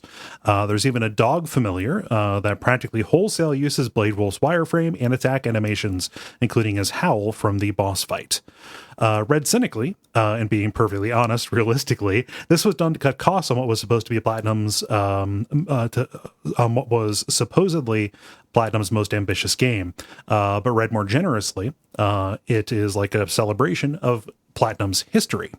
P.S. Kind of cheating, but by including this in their Revengeance response, but few things make me happier than Agent 47 or than Gary's Agent 47 impression. Thank you, Moon. Yeah. Good to know. I like the version that I initially said, which is Agent 47's Gary impression, which implies that 47 has been playing the long game to get close to me. He 100% has. Yeah. It's really strange every time I see you. You don't recognize that I've lost 100 pounds in all my hair. I'm just too polite to bring it up. Yeah. It's very, and also that kind of rapid and intense weight loss, that can only be, concerning. You're really riding the lightning when you compliment something like that. Yeah, it's none of my business. And the hair loss. I just figure it's sad, Yeah, like you could really step on a rake. Yeah. Be like, man, you've lost like 110 pounds. You lost all your hair. Good job, buddy. We've got work to do. It's fine. We'll just. Yeah. Just it is weird that you hug me from behind with a piano wire, but Oh yeah, no, I'm just hugging a small portion of your neck. Yeah. It's my favorite part. Adam says via contact. Finally, not finally. Adam says via contact. That's very different sounding. It is. Adam says via contact. Finally. Replaying MGR has been really an interesting demonstration for me on the difference between user interface and user experience, UI and UX. The UI for the game is quite good. The interface is clear and appropriate, offering a number of visual flourishes to make different elements stand out visually. Things like how the energy meter switches from blue to red when Ripper mode is available, and how the AR mode highlights and directs you towards points of interest. The UX of the game, however, is one of the worst I've seen for an action game, and this is largely due to how it feels to actually navigate it. Everything is far too slow, and generally only wants to be interacted with when nothing else is happening. What this means is that when you pick up an item, there's a cool text scramble effect where the letters shuffle around before it becomes legible, which means that you can't actually read what item you picked up until about 2 seconds after you pick it up. AR mode will only activate if you don't have another active text prompt on the screen. If you do, you're stuck waiting and pressing the button over and over until the text prompt goes away. Toggling the item menu only works if you're standing still, so you have to bring your current combo to a screeching halt if you want to switch weapons or check on how many health items you have in reserve. Results screens linger on the screen for 15 seconds or more while you are trapped in an arbitrary arena, so you're just stuck waiting or running into invisible walls until the game stops grading you and lets you play the game again. You can't spend your upgrade points while playing. You need to exit the title screen, making you set through at least 3 loading times. When you unlock new moves, there's no option for a tutorial, a video to show you what the move is or what it does, and the only way to look up how to execute it is buried in another menu that simply shows you what buttons to press. It still doesn't show you what it looks like. These minor frictions really added up for me and just led to me not wanting to engage with any part of the game that featured a menu. This strongly discouraged me from using all items, secondary weapons, upgrades, and special moves, which is a pretty big amount of content. For me, this was a real lesson about how making menus effortless to engage with, and even an active part of the experience, like the backpack from The Last of Us, makes a dramatic impact on what parts of a game I personally want to engage with. Shout out to Hades for the slickest and most pleasing menus in recent memory. Yeah. Yeah. They're good points. Like for me, that was like a vintage problem. Yeah. It's just like, oh, this is an older game and having to like restart from a checkpoint to go and buy stuff, is just kind of the style at the time, but it doesn't make it good. And I also really rankled at waiting for it to grade me. Oh yeah. I mentioned that in the episode. I've got that highlighted here just to say like, yes, seconded. Yeah. Like I get it. If like, the intended effect there probably is the anticipation, like, oh man, I can't wait to see how well I did. And they didn't take into account the gamer who does not give literally any fucks about that. Yep. It's happening again. The next episode we're doing is on Hotline Miami, and that also it scores you at the end of the level. Yeah. And like the pacing of that game is so quick that it's hard to get mad at it. Yeah. But it is a thing where it's like, man, I wish I could just skip through this and just be like, give me whatever grade you want. This isn't real. Yeah. I mean, especially like the big list, exposure, door kill, exposure. Yeah. Yeah. Can take quite a while. And it's so esoteric. Like I ended up looking up online what those things mean. And it's kind of interesting if I was playing for score. Yeah. And I was trying to, have cool, stylish runs in that game and be aggressive, but it wasn't a thing where I was really interested in how the game evaluated me. Yeah. It's just a gene I don't have, more and more like I want things like that to just be toggleable in a menu. Yep. Just, but then the menu would suck to be in. But you just do it once, like you do at the beginning. Not true. Are you interested in being graded in this experience, or do you just want to kind of like get through it and play the combat for fun? Yeah. I almost wish it was like just like a sub option of the difficulty. Like, you're playing on normal. Do you care about how well you did? No. Okay. Yeah, you gotta play on Revengeance mode if you're trying to like, make an accomplishment out of this. Yeah. So yeah, good points. Good points all. And that's everything. Thanks everybody. Thank you very much. Good responses, good questions, all of that. Now it is time to reveal what we are talking about in the future. Well, first, we're going to say, if you have anything to say about June's games, hit us up at duckfeed.tv/contact. And those games are, as mentioned, Hotline Miami, The Witness, and Super Mario 3D World. Yes. Go to duckfeed.tv/contact. Like Gary said, if you have thoughts about multiple games, please be sure to break them out into multiple responses. Also, try and keep things on the brief side. That helps us out quite a bit. Yeah.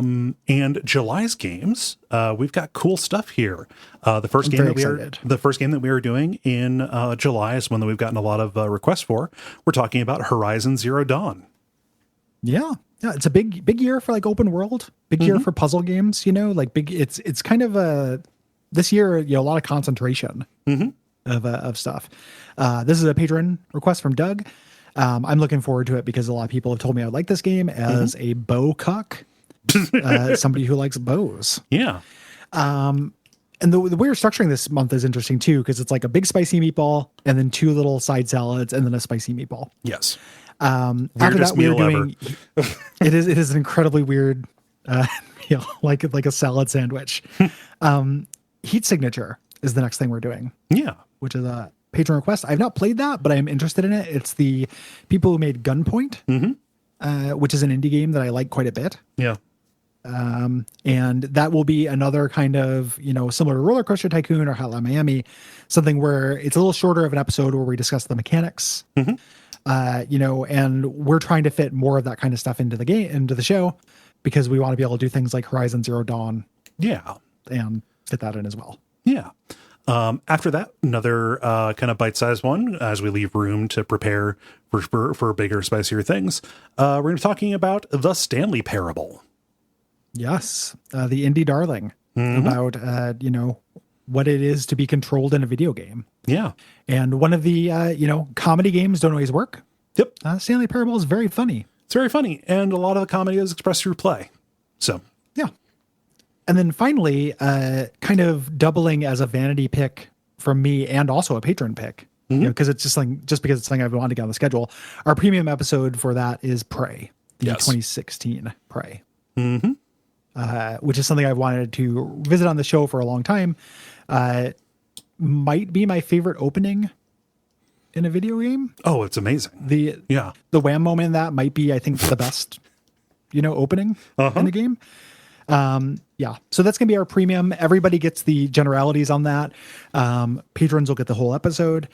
If you would like to hear that whole episode and all the back ones, including, next month's 3D World episode and that last Revengeance episode we just did, you can become a patron at patreon.com/duckfeedtv. Yeah.